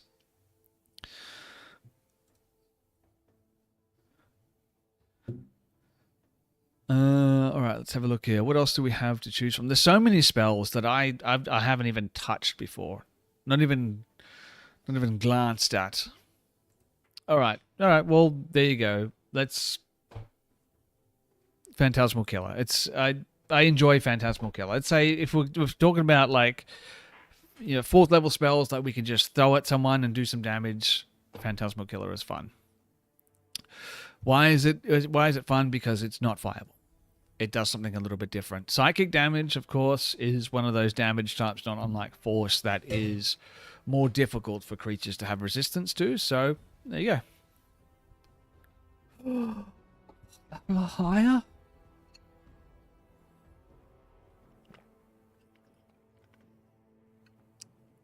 Well, if we're going higher than 4th level, favorite spell. I think I had a really good one with Qualak recently. Now I'm sort of blanking on what it was. What was that spell? Oh, again. I can't necessarily say that this is my favorite spell. I used it poorly. I've only used it once. Is this wedding music? It is, isn't it? It's wedding music. Oh, well. I'm getting married to the spell right now. I'm going to get you guys to get married to it as well. Have you ever heard of Magic Bottle, I think it's called?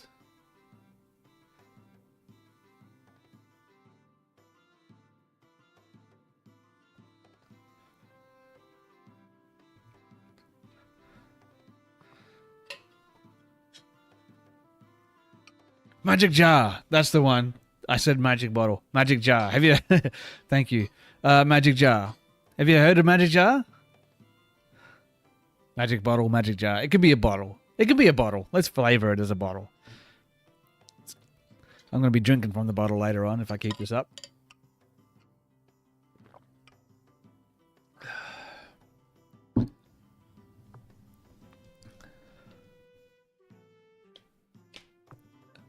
Look at that. There's a reason why wedding music was playing. We are getting married. We're getting married to Magic Jar.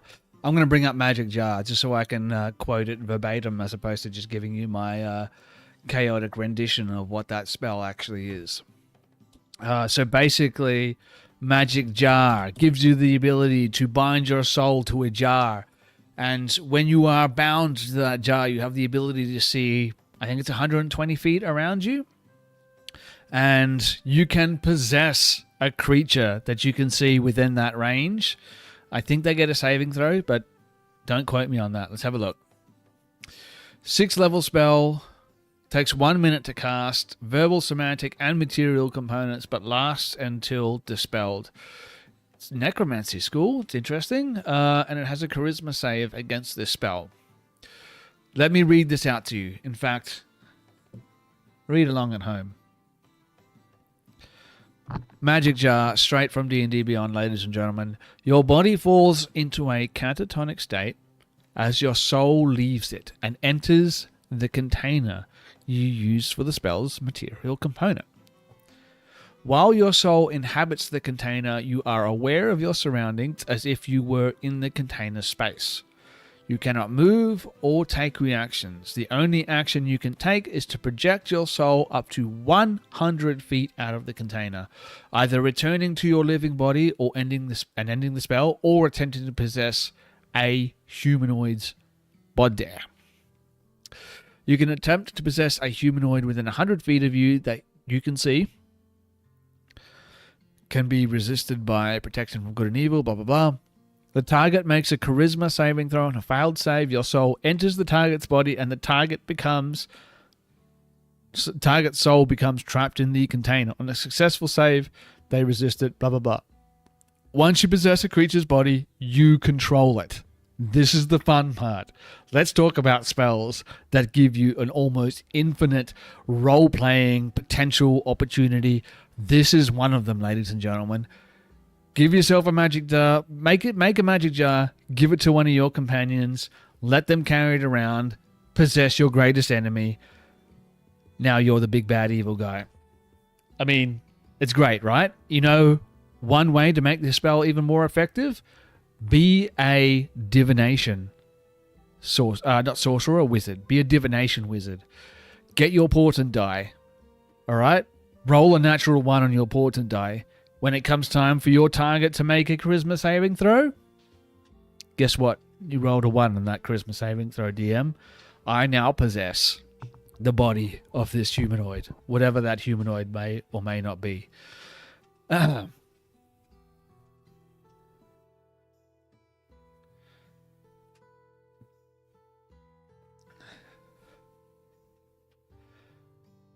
Alright, so Magic Jar is your second favorite spell.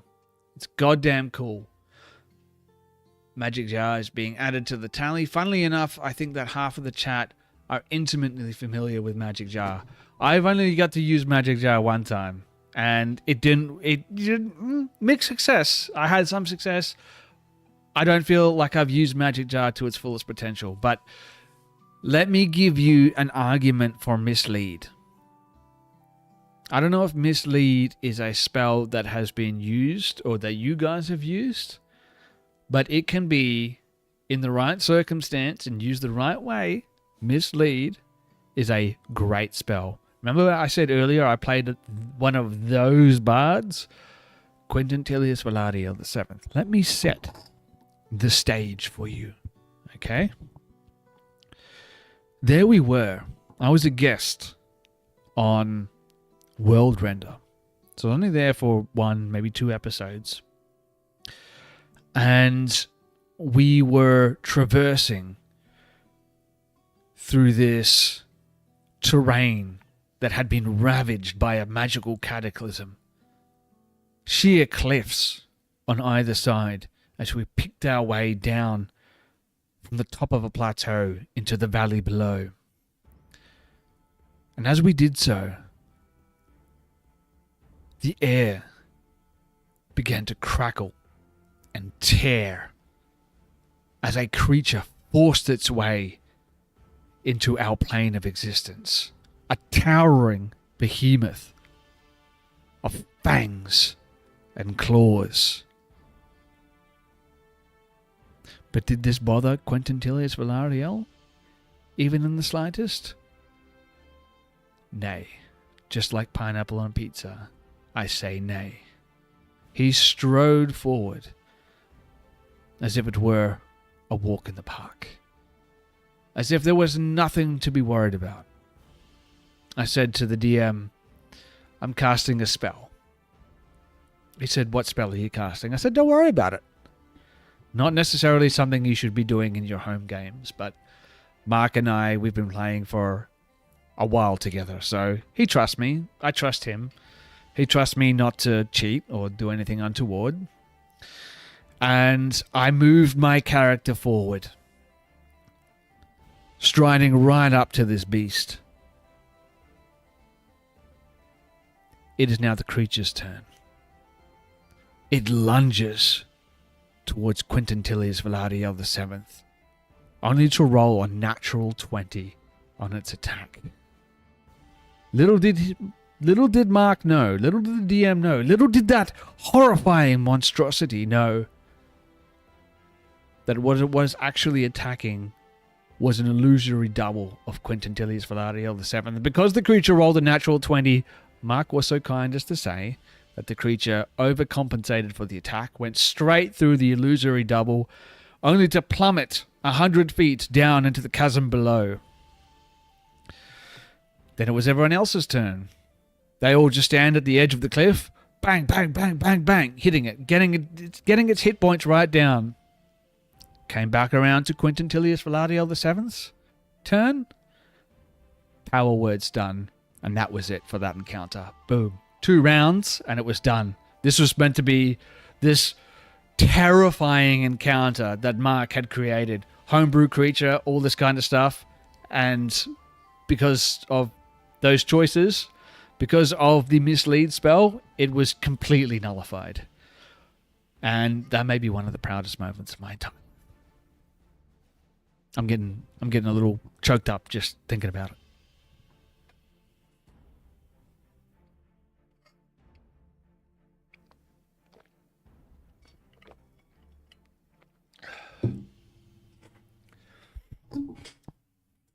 It does last an hour. And look, you can mislead, and I'm going to have a look at invisibility here, but I'm pretty sure invisibility says like as long as you don't attack or cast spells, there's other things you can do with your action that aren't attacking or casting spells. You do have some potential to actually be beneficial to the rest of the party, even though you are currently invisible.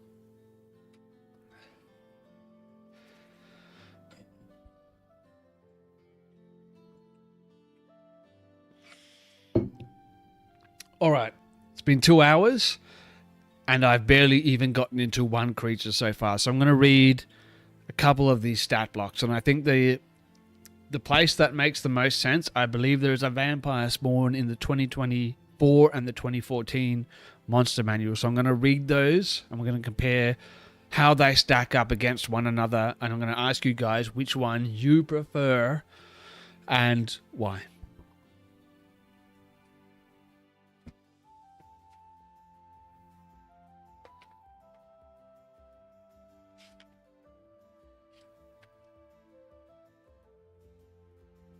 All right, so let's get this cracking. We've got the 2014 rule book right here. I've got the vampire spawn up. I'm going to read this stat block to you.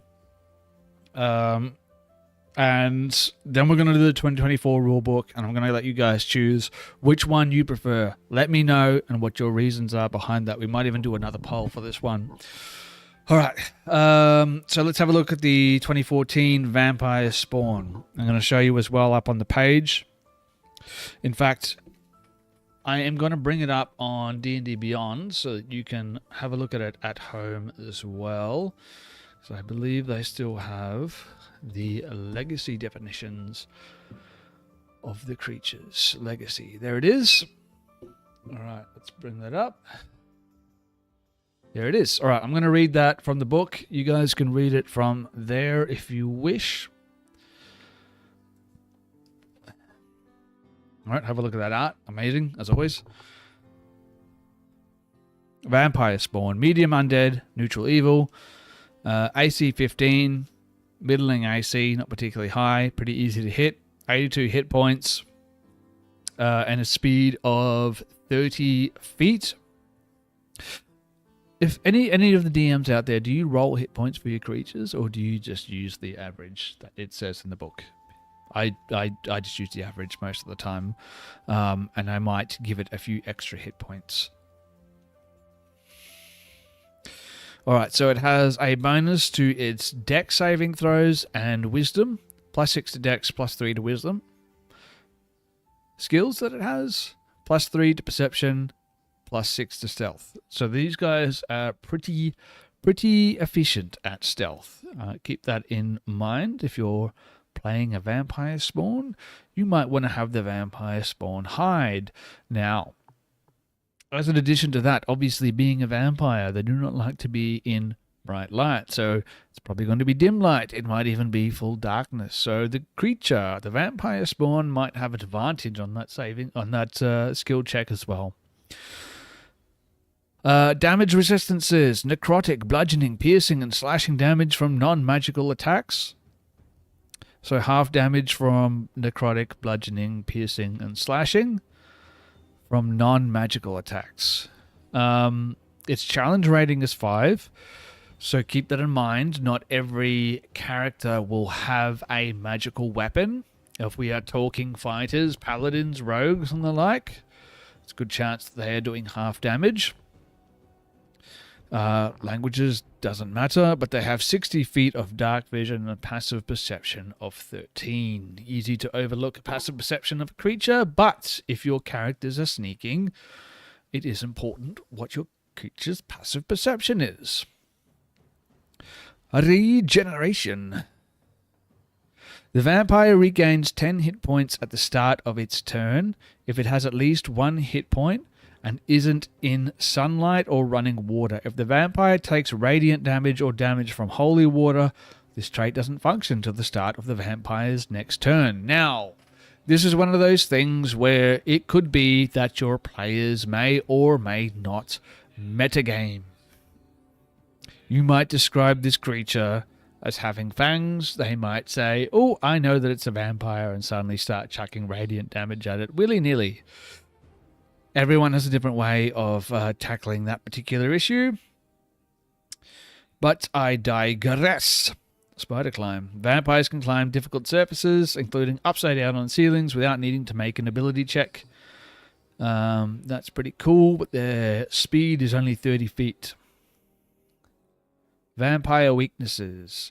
The vampire has the following flaws. Forbiddance. The vampire can't enter a residence without an invitation from one of the occupants. Harmed by running water. The vampire takes 20 acid damage when it ends its turn in running water. At what point will it be ending its turn in running water? You'd have to ask yourself. Not sure, but hey, it might happen. What's your opinion? Rain? Is that running water? Let me know. Stake to the heart. The vampire is destroyed if a piercing weapon made of wood is driven into its heart while it is incapacitated or in its resting place. And finally, sunlight hypersensitivity. The vampire takes 20 radiant damage when it starts its turn in sunlight. While in sunlight, it has disadvantage on attack rolls and ability checks. So, keeping that in mind, this creature cannot be in direct sunlight. How does that work with Curse of Strahd? The book says at the beginning, if a vampire is outside, it is classified as being in dim light. Even though it is bright light, they are never in direct sunlight. Unless a character or creature magically creates sunlight one way or another.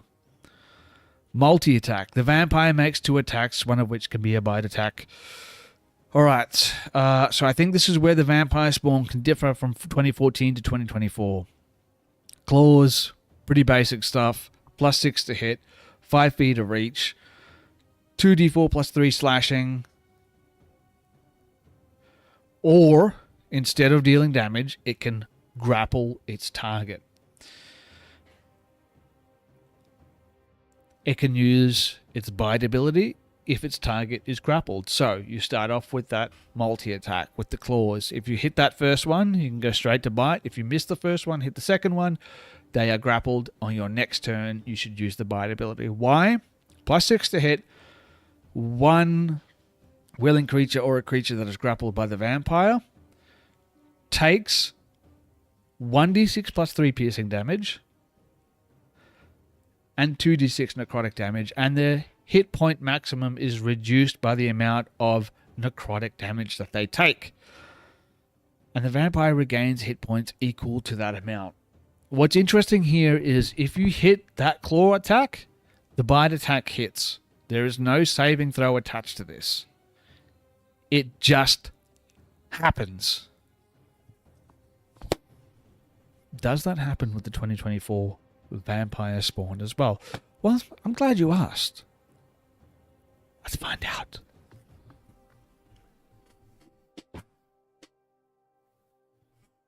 Switching to the 24 rule set. All right, let's have a look.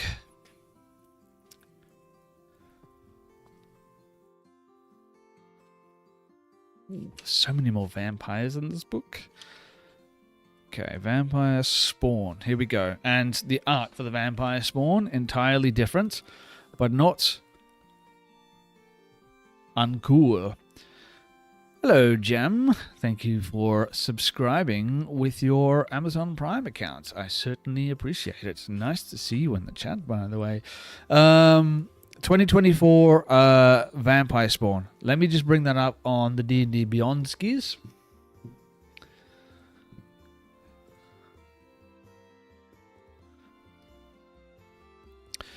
So that I can show you the art for that, because it needs to be seen. The camera doesn't quite do it justice. Oh, the Vampire Spawn art here is a little bit different, but still very cool. Boom, there he is. Look at that guy. Look at him. What's he doing up there, crawling along the ceiling like that? And this is very reminiscent of that timeless tale of Count Dracula. One of the first moments in which Jonathan Harkin realizes that he is trapped within the lair of what might not be something entirely natural is this image of Count Dracula coming out of a window of his castle and scampering down along the vertical wall of this castle. A very vibrant image in my head. But I digress. The Vampire Spawn in the 2024 rulebook. I'm just going to show you this picture that I have here. So this is the artwork that they give us for the Vampire Spawn in the book. Look at that guy. Look at him. Look at him. That's what happens if you spend too much time on Twitch, ladies and gentlemen. You end up looking like this guy. Give me 2 or 3 weeks, and that's how I'm going to look as well. Although, I've got to say, he's got pretty good muscle definition, so maybe not altogether such a bad thing. Vampire Spawn. Medium or small undead, neutral evil. Already different there. It can be small. Interesting. AC is 1 point higher with an AC of 16. Hit points is higher with 90 hit points. Still 30 feet of speed. It lists its strength, dex, con, charisma, wisdom, and intelligence. Now, most importantly, it has a strength dex of 16 and a con of 16 as well. Let's have a look here. What is different? CR5, I think it is the same. Stealth of 6, that's the same. It can climb difficult surfaces, that is the same. Forbiddance, running water, stake to the heart, that is the same. Multi-attack, the vampire can make 2 claw attacks and use its bite. That is pretty much the same. The grapple condition now has the escape DC of 13. That's fairly low. All right, so you're probably not going to want to be using this against your frontline fighters. Unfortunately, that's probably who your vampire spawn is going to be fighting most of the time. So unless you can get around and get to one of your casters, it's not going to be that effective. But if it is, this is where there's a big difference. In the 2014 rules, there was no saving throw against the bite ability. Now there is. There's a con saving throw with a DC of 14. I believe the damage, however, has been bumped up. So if they fail that save, they're taking 1d4 piercing and 3d6 necrotic damage, plus their their maximum hit points decreases by amount of necrotic damage taken, and the vampire regains it. And this is what makes the vampire spawn more interesting in 2024. It has the deathless agility. Take the dash or disengage action as a bonus action. So that gives them a little bit more versatility in the 2024 rules. Anyway, boom. We did 2 stat blocks. I'm happy with that. Whew, how good is the 4K camera, by the way, guys? I'm digging this. I'm just going to take a moment to catch my breath because I've been doing a lot of talking and my throat is starting to hurt. And not in a good way. I have to turn into a VTuber. And now we know why VTubers exist. This is so crazy, right? I used to work with the guy. I used to be a security guard in town. I used to work with a guy, and he was like 6 foot something and 100 and something kilos and dumb as a brick. Nicest guy you'll meet, but just not all that intelligent. Now he's a VTuber, and he VTubes as like a little Asian lady, and it's like, hey, like, that's just roleplay, right? Everyone roleplays differently. I roleplay wizards and devils. If he wants to play a little Asian girl, you do you, and it seems to be working for him. He's pretty happy. Anyway, that's 2 hours and 10 minutes. I want to hear your opinion. Is that enough for tonight, or do you want me to hang around for a little bit longer? Let me know in the chat.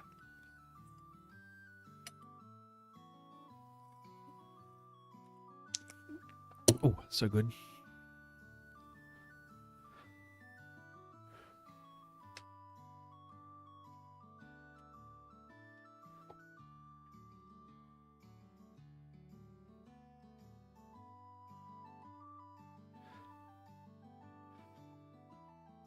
Do you think, like, rain would count as running water, by the way?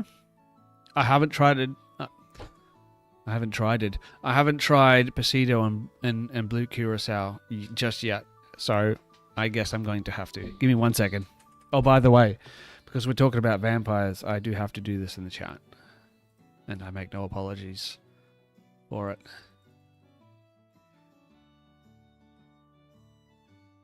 There he is. Look at Stride.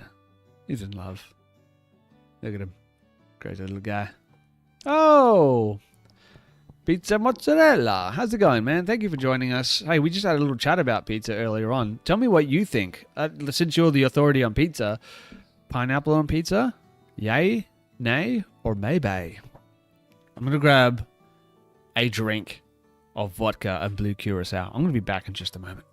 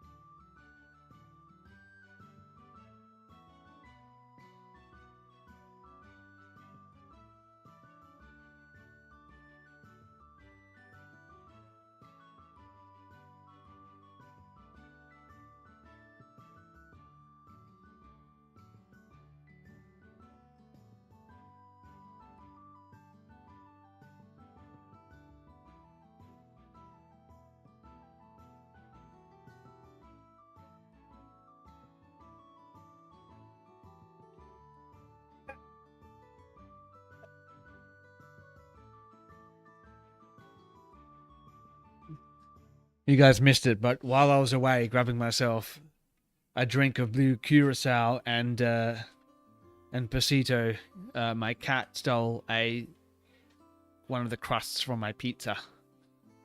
By the way, look at this. How good is this? My kids got me this for Christmas. It's safe to say that I wear the things that I like very much on my sleeve, so they know what to get me. I got myself a piece of cheesy garlic bread, and I'm wondering, pineapple on pizza, yay or nay? I'm gonna try this drink in just a second. I need some garlic bread.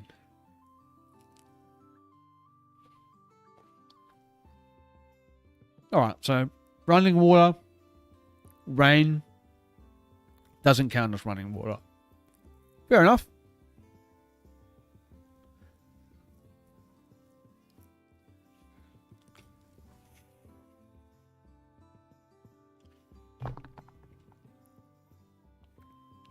I think the running water thing is a little bit difficult though, right? Because why would a vampire ever choose to spend its turn in running water? Are there any spells that could potentially be utilized to submerge a vampire? I mean, I know there's create water, but I don't think that would count as running water.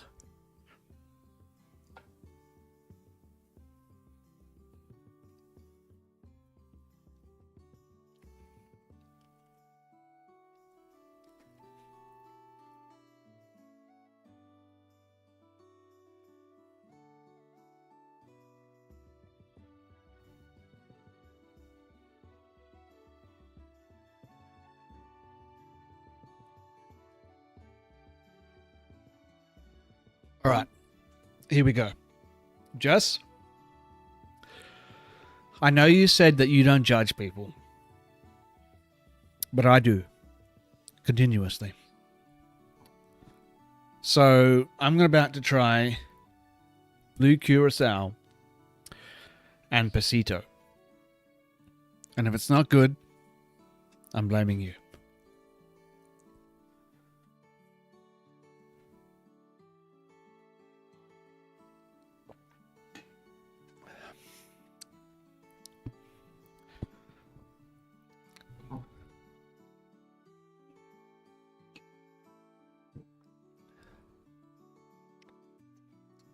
Oh, it's good. Oh, it's nice. I don't know what flavor. It's blue. The flavor is blue. And arguably blue is the best flavor. Pizza. What is the topping that you like on pizza that other people might find strange?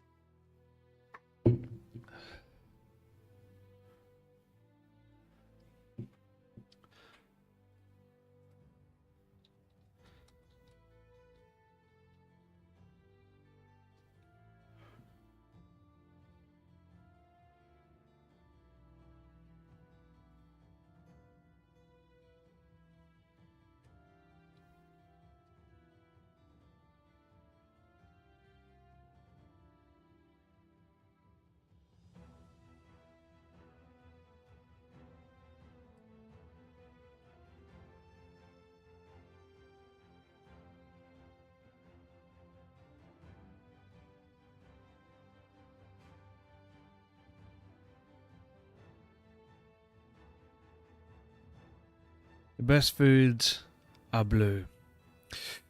Alright, if you shove, throw, open hand strike, or use any magical or mundane method to toss a vampire into a river, or really anyone into a river, they can't escape and can't do anything until if they can't roll good. Well, I'd be screwed. I can't roll good. You like tuna on pizza with tomato sauce and cheese. Ooh, okay. Alright, look. And like just plain tuna? Because people like anchovies, right? Same thing? Not really, but you get where I'm going with this. I don't like anchovies. Other people do. Jess, anchovies on your pizza.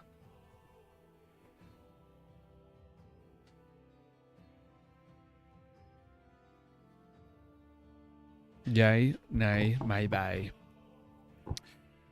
Okay, let's have another bite of my cheesy garlic bread. Num num num num num.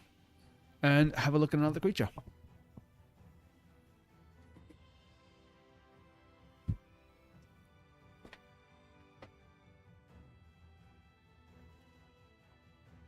Ooh.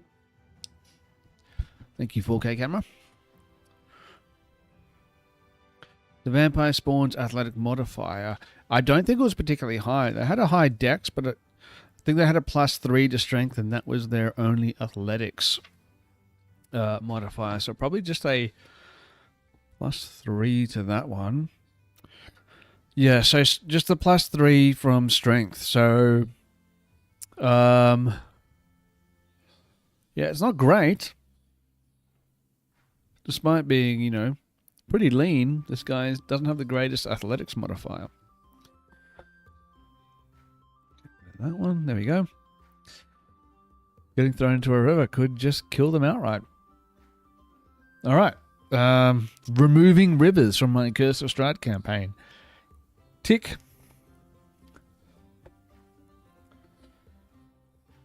By the way, if anyone here doesn't know already, I run Back in Blackest Night, which is our Curse of Strahd actual play live stream. We run that on Thursday night usually. Unfortunately, we didn't get to run it last night because I had some major technical difficulties, but we've gotten over those and arguably improved because of it. So we look at full-blown vampires.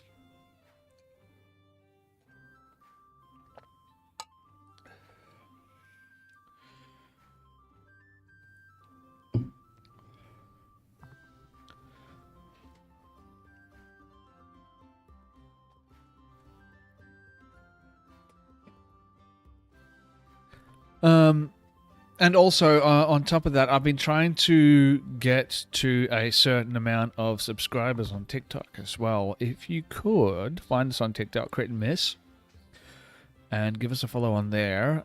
Once we get enough traction with TikTok, we'll be able to do our live streams straight to TikTok as well. Because at the moment, you know, I'm sharing content, but what I can't do is share my actual live streams because they're too long. TikTok doesn't allow it for people with short attention spans. All right, let's go straight to 2024 rulebook. Straight up, no talk, fam. I'll get you there. You watch. I'll get you there eventually. Let's have a look, skis. Full-blown vampire. Okay. Let's see if I can bring that up on screen for you guys at home.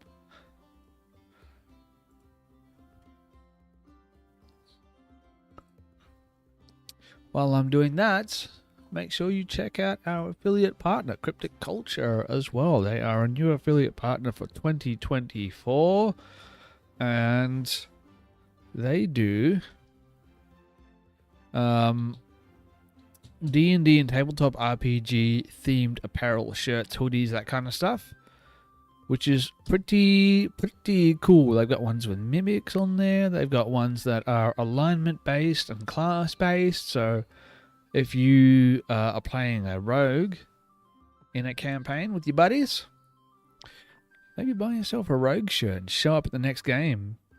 Become the nerd king. King of the nerds.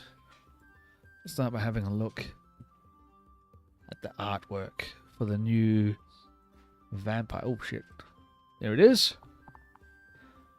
Got a couple of vampires there.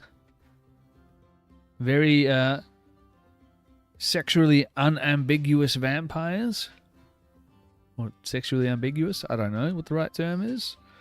But there they are.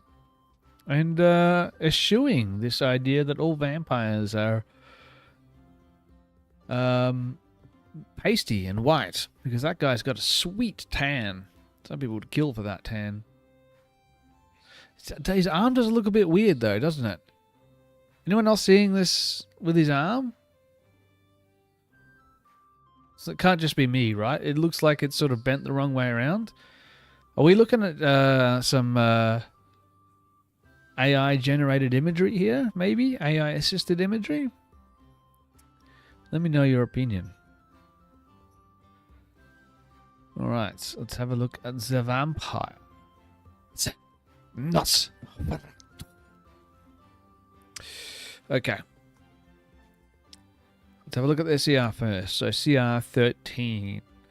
For those people who are watching this at home, if you're running Dungeons & Dragons, maybe you're just getting used to how to balance your encounters. CR 13 is supposed to mean if you put them up against a party of 13th level characters, it should be a relatively balanced encounter. It's probably not going to kill anyone.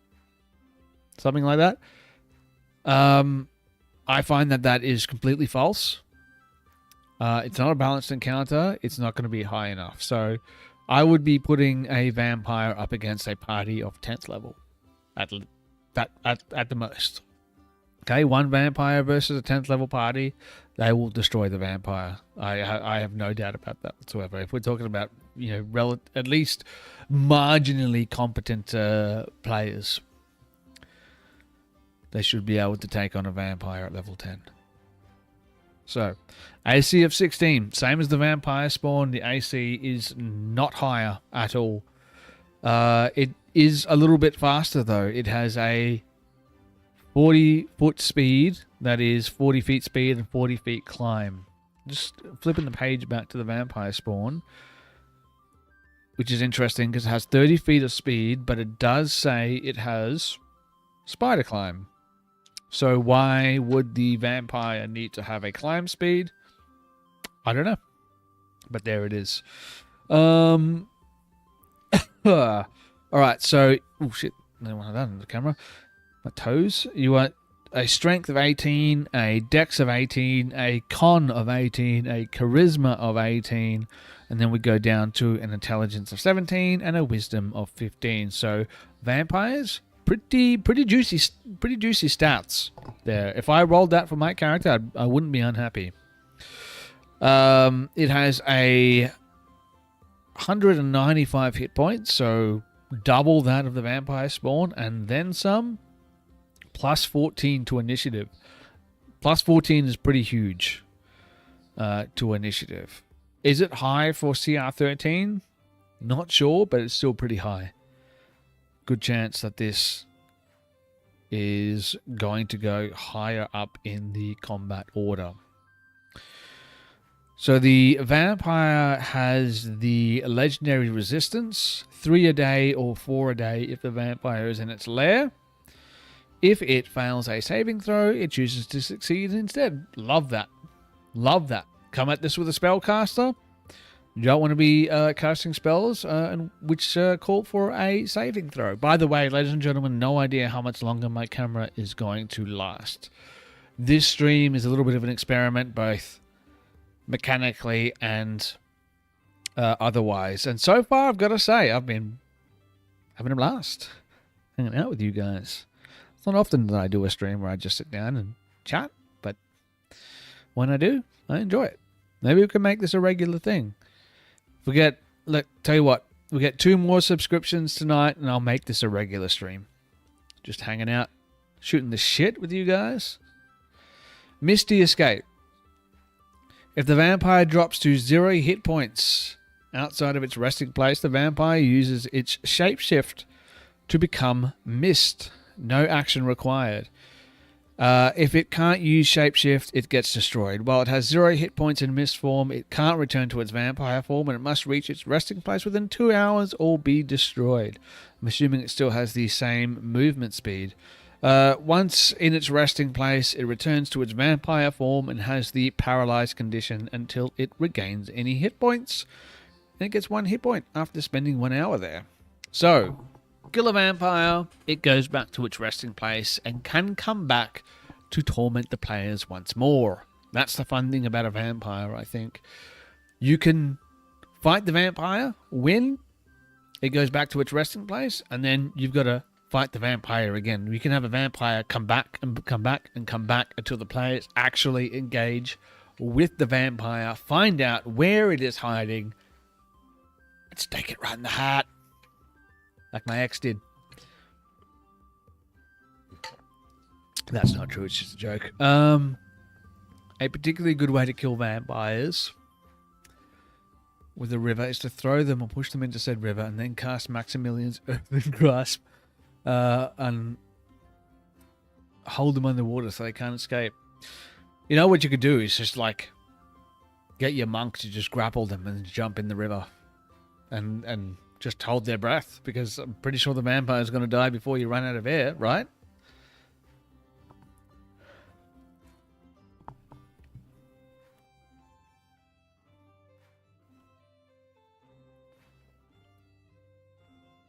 All right, so interesting here. The vampire obviously has its climb speed, but it also has spider climb. Why? I don't know. It seems like a redundant piece of information, but there it is. The vampire has the same weaknesses that the vampire spawn has. Forbiddance, running water, stake to the heart, and sunlight. Don't need to go over those again. Oh, I got a stain on my book. The vampire makes 2 grave attacks and uses bite. So the vampire now has 3 attacks as opposed to 2, which the vampire spawn had. Let's have a look at those. So that has the grave strike. So it's going to make 2 of these as part of its multi-attack action. Let's have a look here. +9 to hit, so much higher to hit chance. 1d8 +4 bludgeoning damage. Interesting. So straight up just punches you in the face. 2d6 necrotic damage. And if the target is large or smaller, it has the grappled condition. So it's interesting that with the vampire spawn, we go from slashing damage to the grave attack, which is bludgeoning damage. So they forget how to slash you, and instead they just punch you in the face. Very similar, other than that. And then it has the bite attack, which you can only use if it's in the vampire or bat form. A DC 17 con save against 1 creature that is willing or grappled, incapacitated or restrained. It does 1d4 +4 piercing damage, so very, very low damage there, but 3d8 necrotic, so it's a little bit higher. Target's hit point maximum is decreased by the amount the vampire generates those hit points. A humanoid reduced to 0 hit points by this damage, and then buried rises the following sunset as a vampire spawn. So, only a little bit more damage than the vampire spawn, so not really much to write home about there. The vampire has the ability to charm, which is, it can do as a bonus action. So this is where the vampire stands out from the vampire spawn. Does it earn its CR 13 challenge rating here? I don't know. But it can charm you once per turn, but it does have a recharge of 5 to 6. The vampire casts Charm Person, requiring no spell components and using Charisma as the spell casting ability, and the duration is 24 hours. The charm target is a willing recipient of the vampire's bite. Wait, hold on. The duration to it. The charm target is a willing recipient of the vampire's bite, the damage of which doesn't end the spell. When the spell ends, the target is unaware it is charmed by the vampire. Sounded like you said vampire's butt. Vampire's butt. If the vampire isn't in sunlight or running water, it shapeshifts into a tiny bat.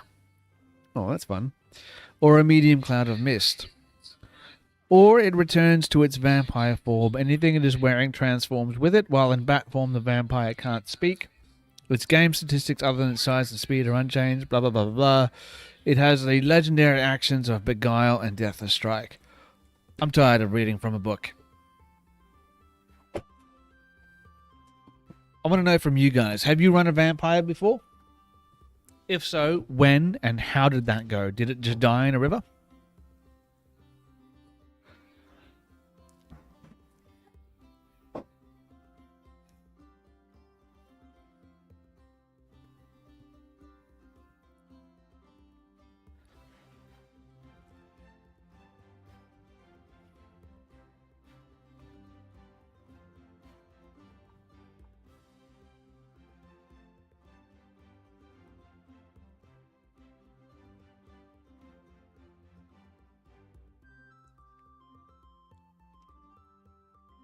Yes, you have.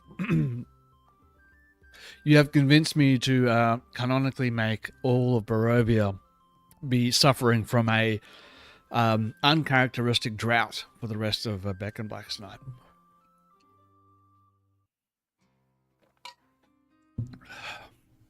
Are there going to be any vampires in, I don't know, any campaigns that you might be planning soon, Jess?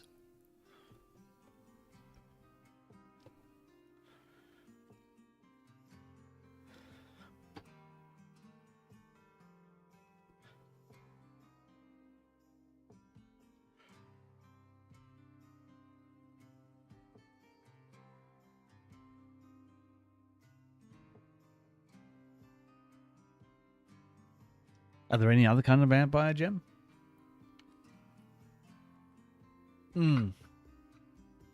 That stat block does leave a little bit to be desired. I feel like we can make a couple of additions to the vampire stat block. And you know what? I would, if I were writing a game, I would draw from different vampire laws and make different types of vampires as well. I think that could be fun. Does Strahd have running water weaknesses of other vampires? I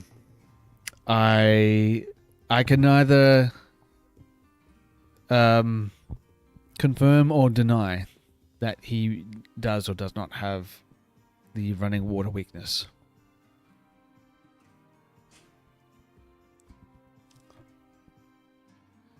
I don't know if my players are watching this. You never know. They're looking out for anything to give them an advantage. Yeah, you could kill Strahd. You know what? Catch him unawares and give him 3 to 4 hours for the cement to harden, and you got him. You've got him. What?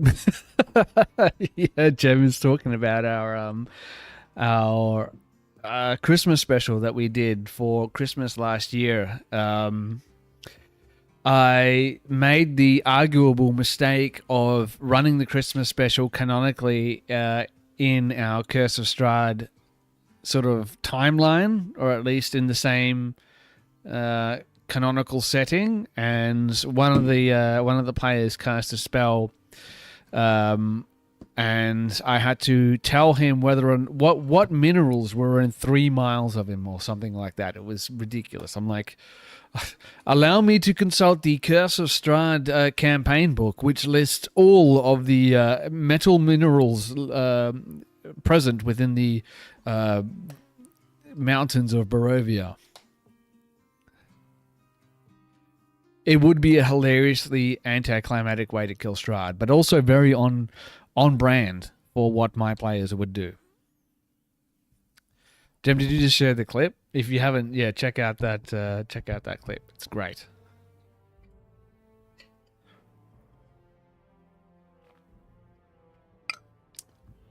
Anyways, are there any other questions? Anything anyone wants to know about my opinion on Dungeons and Dragons? I am by no means an expert. I've only been playing Dungeons and Dragons from, I want to say 2020, 2021, something like that, just after COVID. So I am not as experienced as some other dungeon masters out there, but I like to think that I approach it with a certain level of enthusiasm that some people cannot claim.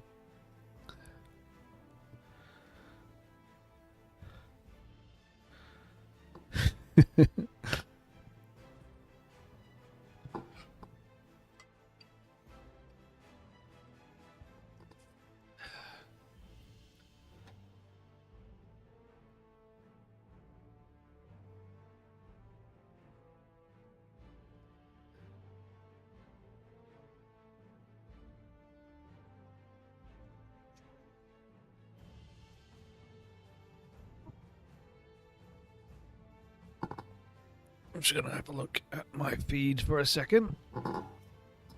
What made you get into D&D? It's a good question. I like that question.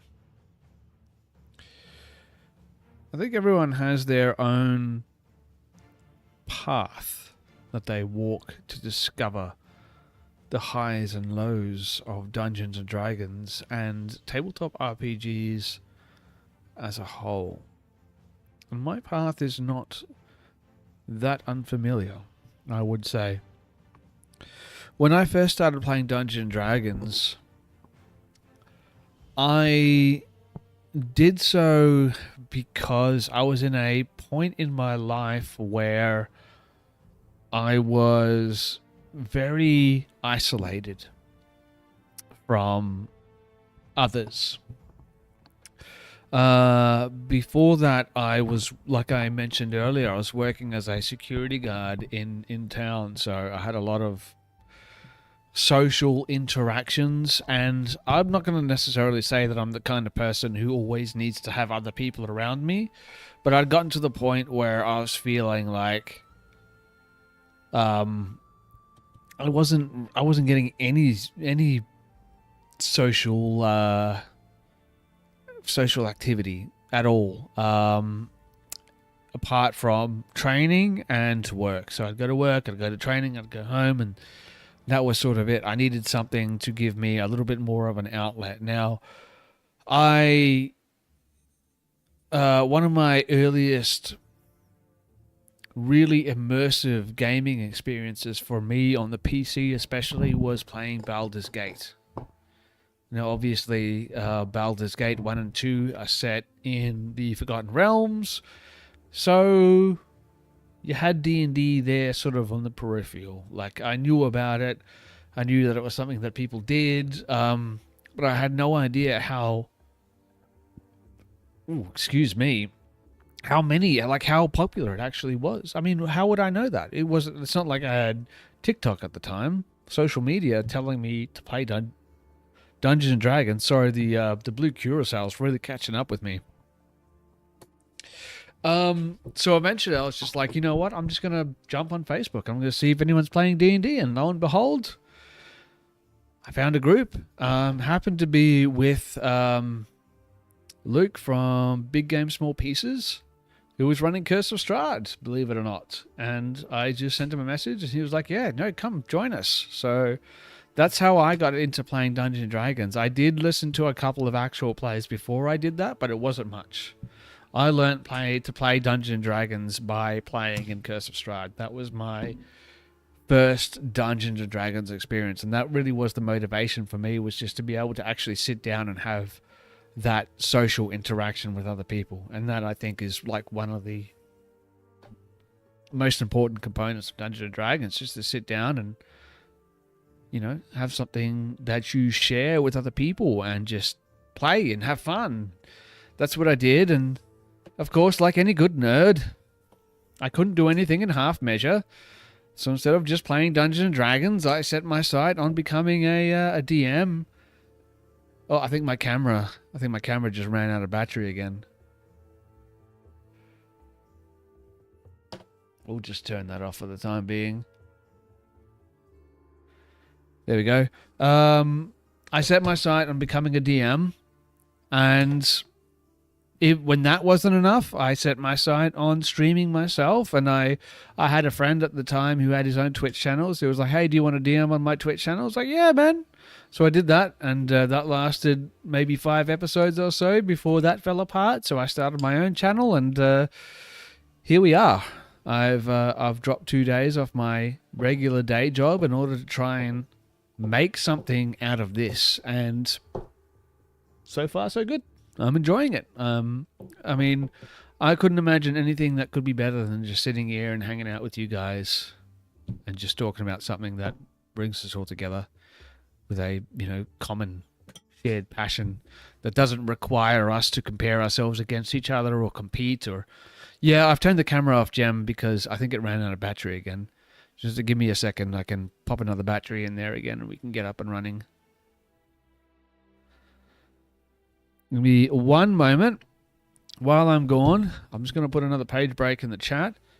If you have any questions, chuck them in there, and I will answer them once I get this camera back up and running. But I think we're getting to the point where the batteries are going to start to stop working.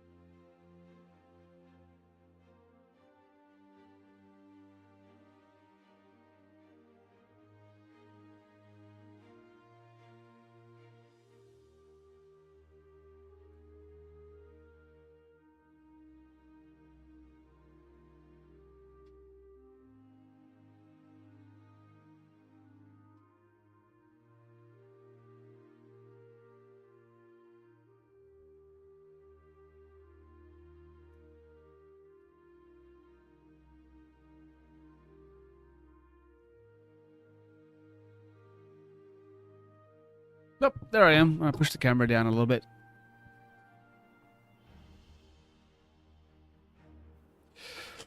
There we go. That's better. What snack did you get?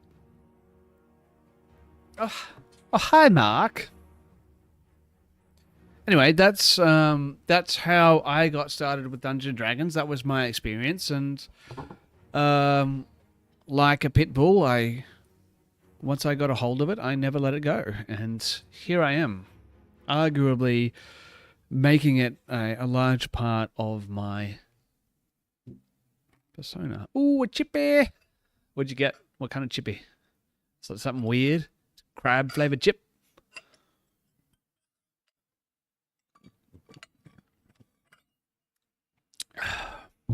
Tell everyone about Dolph Lundgren. All right, why not? I feel like Dolph Lundgren should be a character in Dungeons and Dragons, because Dolph Lundgren, not only is he an acting superstar, I believe he has a degree in theoretical physics. I believe a turtle chippy, chocolate churro chippy. Is that an actual thing? Are you tugging my chain? Is that real? A churro chippy? Is that a real thing?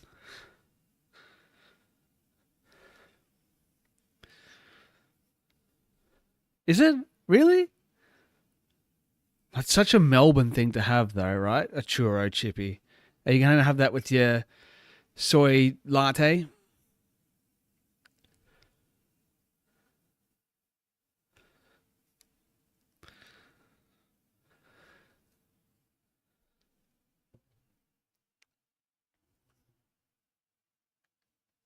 Is it really? You know what they have in the Netherlands that I haven't been able to find here? They have paprika chips. Have you heard of paprika chips?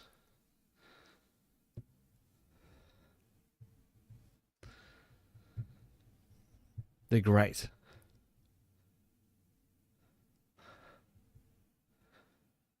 Love me some paprika chips. Why is this not playing? Play, damn you. There it is. They're so good. They're so good, but I can't find them here anywhere. I'd have to get them imported from the Netherlands, and It's a lot of effort. And I spend too much time streaming with my buddies. I don't have time to order food. I've also run out of drink again. Oh, Jess, can you... Yeah, send them. You know what? I'll order some dice.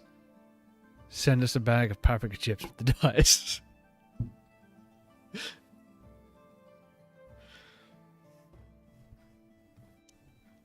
We should have sent Mark up with a couple of bags of paprika chips.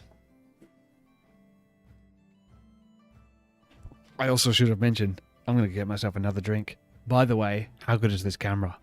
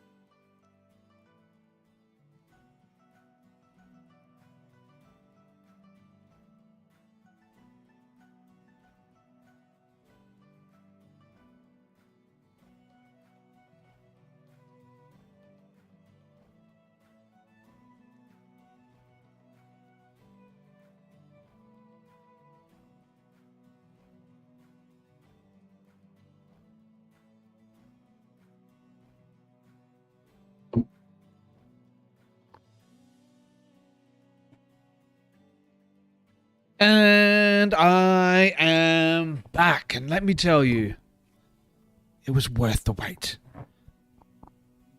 Because what could be better than me in 4K? Although it's probably not actually 4K, it's just a higher resolution in 1080p. But it's still pretty good. Still pretty good. This is a shirt I made for the channel, by the way. Crit and Miss Role Playing Games. I put a spell on you. Alright, so...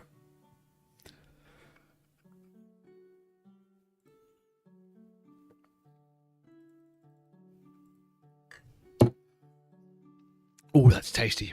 What was I going to say? I was going to say something important now. I've forgotten what it was. That's it. I made a video recently. I made a video.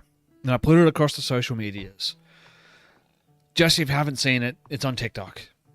You can find it there. Just join TikTok. Just so you can watch that one video. But yes, I made a video recently. And the theme of the video, or the subject rather of the video, was the top 5 most popular tabletop RPGs. Obviously, Dungeons and Dragons was the number one because it's the biggest zeitgeist of tabletop RPGs, right? It has the biggest shadow. It has the biggest footprint in the tabletop RPG market.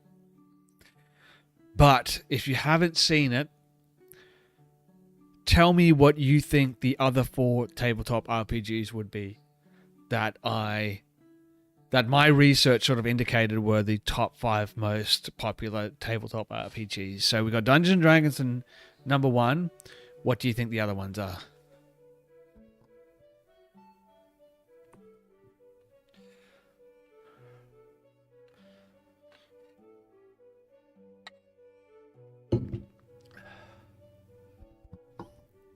Pathfinder, what next?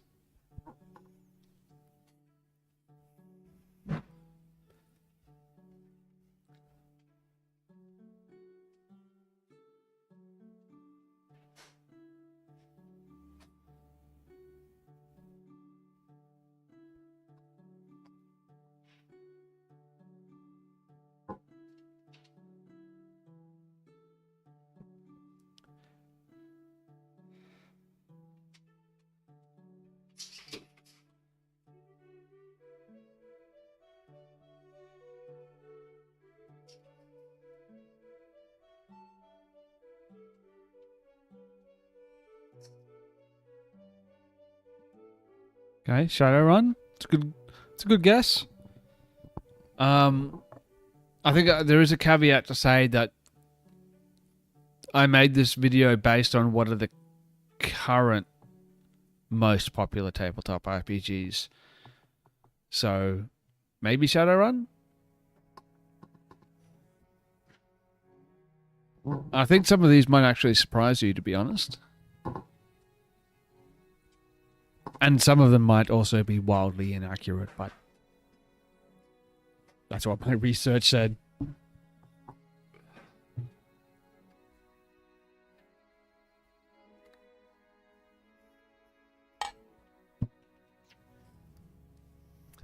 Alien. It's another good guess.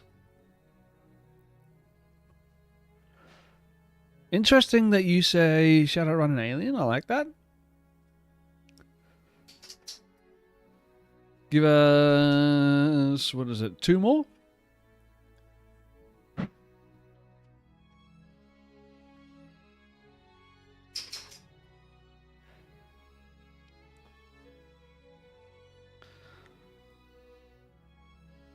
Fantasy, sci-fi. Aren't they interchangeable though? Fantasy and sci-fi. I know they're obviously wildly different thematically, but like they're essentially the same thing because any technology sufficiently advanced is indistinguishable from magic. That's why some people call me magic and others just call me a robot.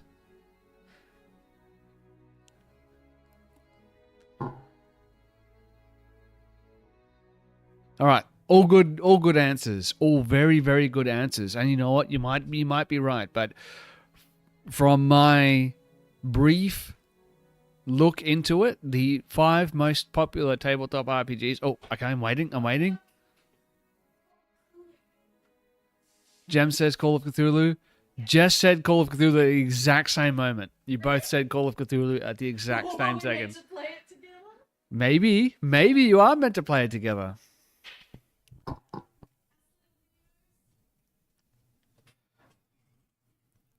All right, and like I didn't look into this too deeply. I didn't spend weeks researching this or anything, but the 5 that I came up with were Dungeons and Dragons, obviously, first. Second, Pathfinder. Third, congratulations, Call of Cthulhu. That was number 3. Number 4 was... what was number 4 again? I made a video about this. Number 4. No, that was number 5. What was number 4? Oh, God, so I'm going to actually have to look up my own video now because I can't remember what number 4 was. Man, that's a little embarrassing, isn't it? Vampire the Masquerade. Number 4 was Vampire the Masquerade, and number 5 was Cyberpunk Red. Apparently, at the moment, they are the more popular of the RPGs. Cyberpunk Red kind of makes sense, right? Cyberpunk, because Cyberpunk 2077 has kicked off recently, of late, so makes sense, I guess. Vampire the Masquerade also has been pretty popular. I've heard a few people talking about that, but I don't know. Yeah, those are the 5 apparently most popular RPGs at the moment. Now, here's what I'm getting at, right? Because we have run so many D&D campaigns. I tried to run the Cyberpunk Red campaign. I failed. I'm not too big to admit that I failed at running a Cyberpunk Red campaign. I would like to bring at least one other system to the channel. And I'm thinking it might need to be Call of Cthulhu, right? And yes, I could see Daggerheart taking one of those seats as well. And there's actually an absolute host of like fantastic tabletop RPGs that have been releasing recently. So what I'm really getting at here is, would you guys be interested in seeing a Call of Cthulhu campaign coming to the channel? I'm not talking like a years-long campaign, but maybe like 6 months, something like that.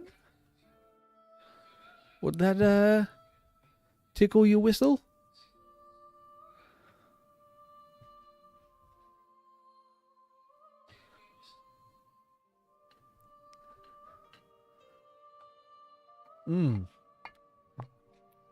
Delta Green or Call of Cthulhu?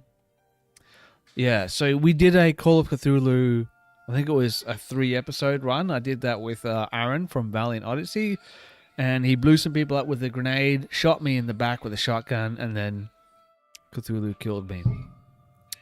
What did I call that one again? It's on YouTube. Shadow something? I can't remember. It was very fun though. I did really enjoy it. It was from the early days of the channel, so it's a bit... Hey? I didn't kill my friends. My friends killed me. Aaron shot me in the back with a shotgun. He had a shotgun hidden down his pants.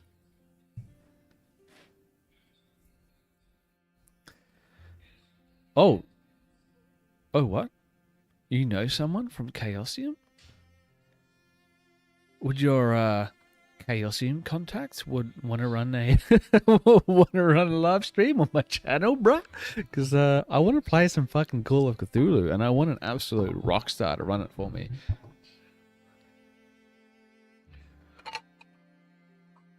Last time I played Call of Cthulhu for that one-shot adventure that we did, I played a prostitute on a cruise ship. It was fun. I love that sex worker is a class or a profession that you can choose in that game. I couldn't choose anything else. Once I saw it, I was like, that's what I'm going to be. Don't worry. I did it with class. I'm a classy guy after all. I'm a class act. That's what people say. Great beard. Class act.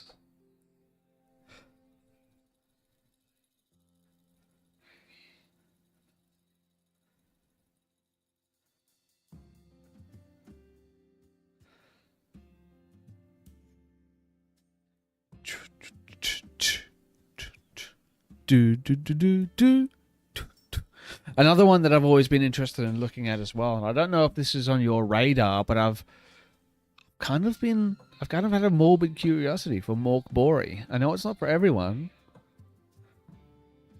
but I'd like to dip my toes in that. Does anyone have any Mork Borg as the commoners call it?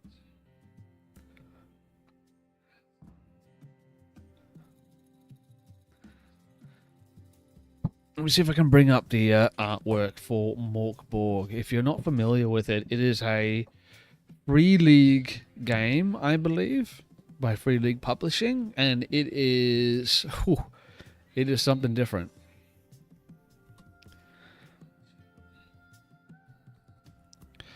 It's like the heavy metal of the tabletop RPG scene. All right. It is spelt Mork Borg, but I have it on good authority. It's pronounced Mork Bori.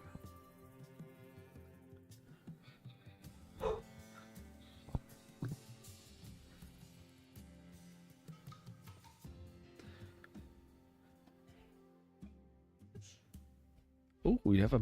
Oh, no, I know that.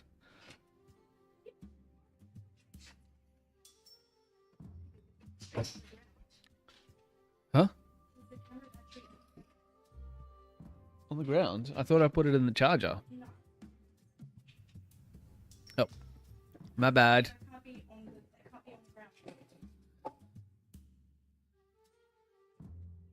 Okay, so Mork Bori. Anyone heard of Mork Bori before? Oh, Discworld. Discworld is weird, isn't it? That's like a sci-fi fantasy sort of mix, and it was written by the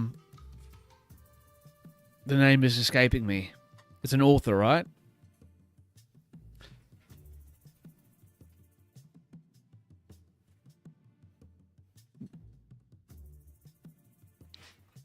Terry Pratchett. That's the one. Terry Pratchett. Yes. Amazing. Sir Terry Pratchett. You know what? I know surprisingly little about it, so why don't I hand the proverbial microphone over to you? Tell us a little bit about Discworld.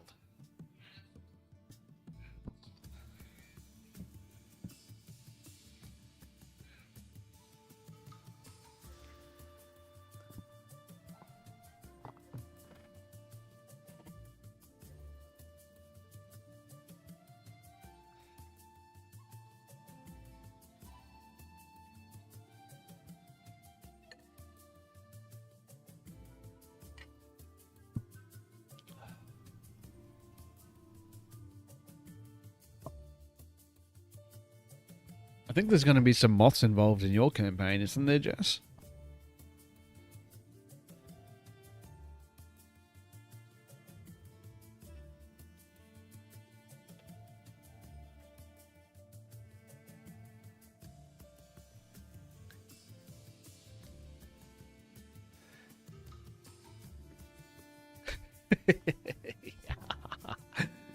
Spoiler alert.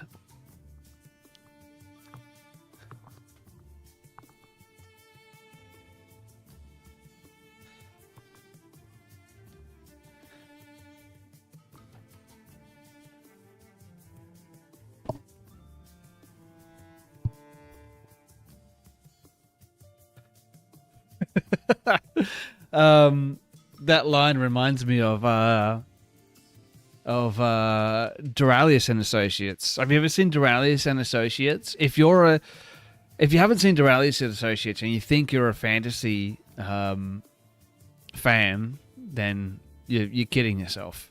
Get on YouTube right now and watch Duralius and Associates. You know what? We're gonna do a watch party of Duralius and Associates later.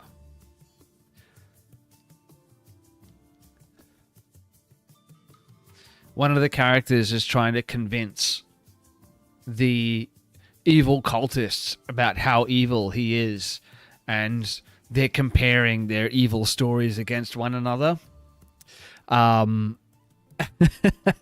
this character is called Sir Walken. He's like a paladin, but he's also he's Christopher Walken. And he's like, I once killed a whole school. And he's like, oh, how'd you do that? He's like, I told them that there were ducks outside near the river. When they went outside, no duckies, only drowning. Oh, man, it's so stupid. But it's, I mean, it'll have you in tears laughing. It is a great series. All of it is for free on YouTube right now. Check it out. And, you know, those guys as well who made that have their own streaming channel and do their own content. They're a great bunch of people. Very funny.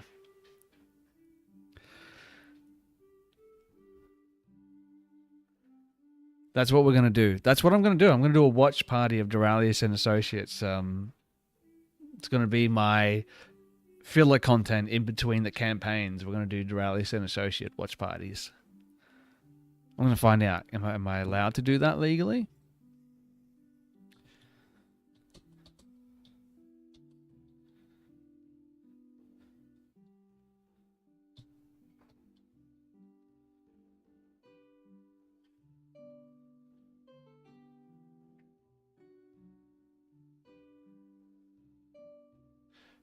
Gotta put my sword away in a non-sexy way.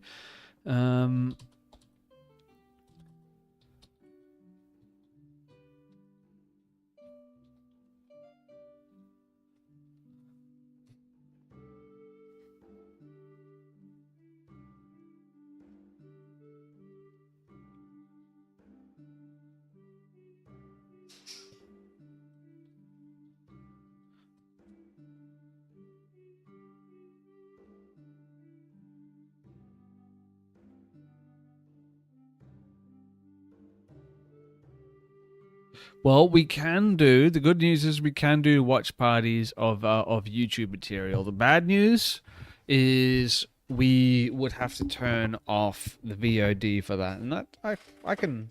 That's okay. I think I can deal with that. Anyways, it is almost 10 p.m. here. I'm going to say that we're probably going to bring this stream to a close as soon as it hits 10 p.m.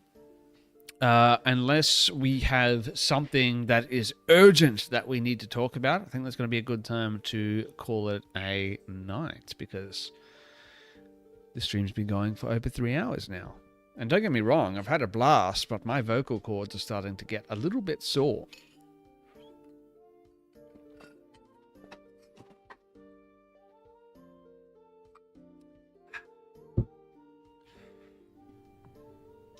I'm only drinking Pasito and as my mixer from now on, by the way.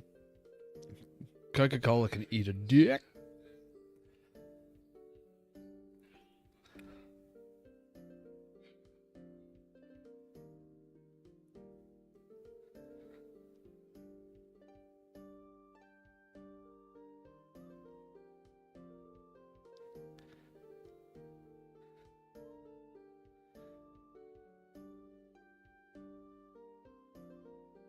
So we've got another 10 minutes. If there's anything else that you would like to know, please chuck your questions in the chat. Otherwise, I'm going to check out some more of these vampires in the 2024 rulebook.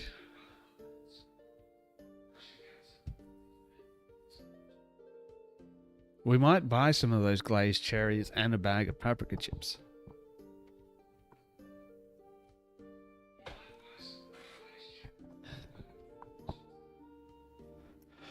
If I could be a horse, which type would you be? I would be a Frisian horse with olfactophilia.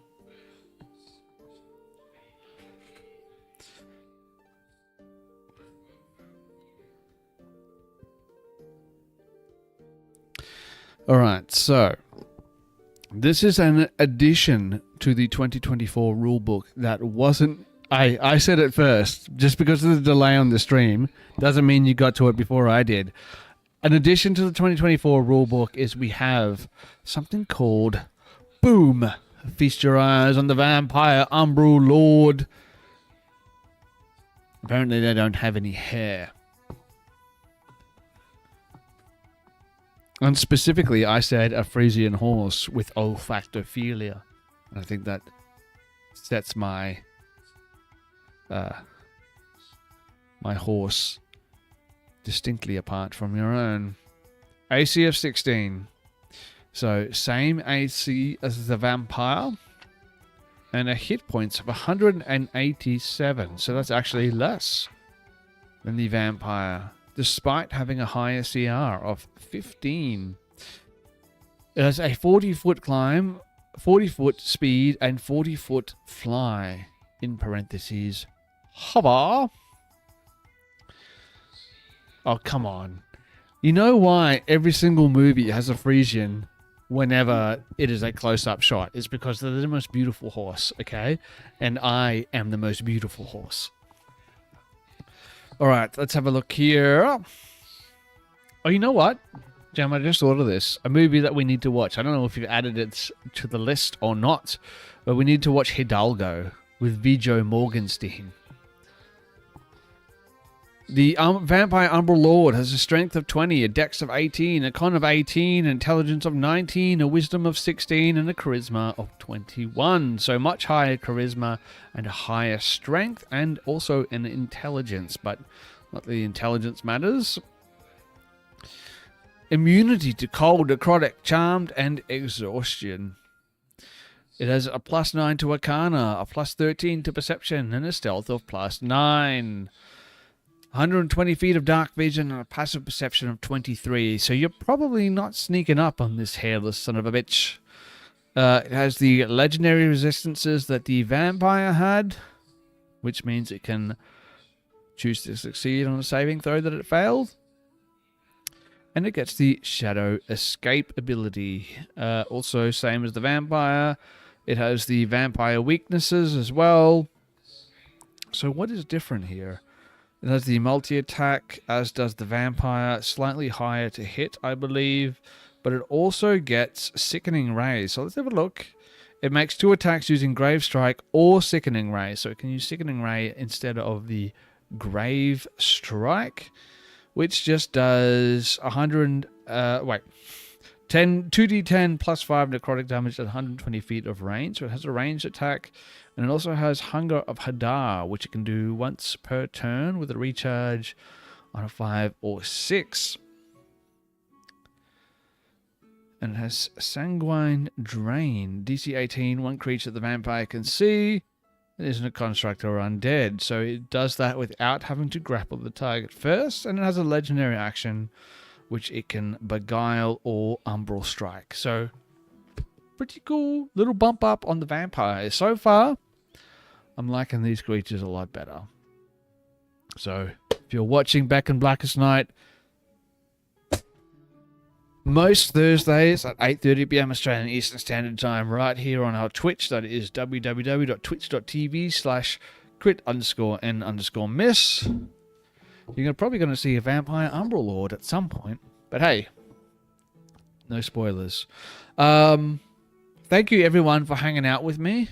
I think our next stream back is going to be Vecna Eve of Ruin, which is on Tuesday night at 8:30 p.m. Australian Eastern Standard Time.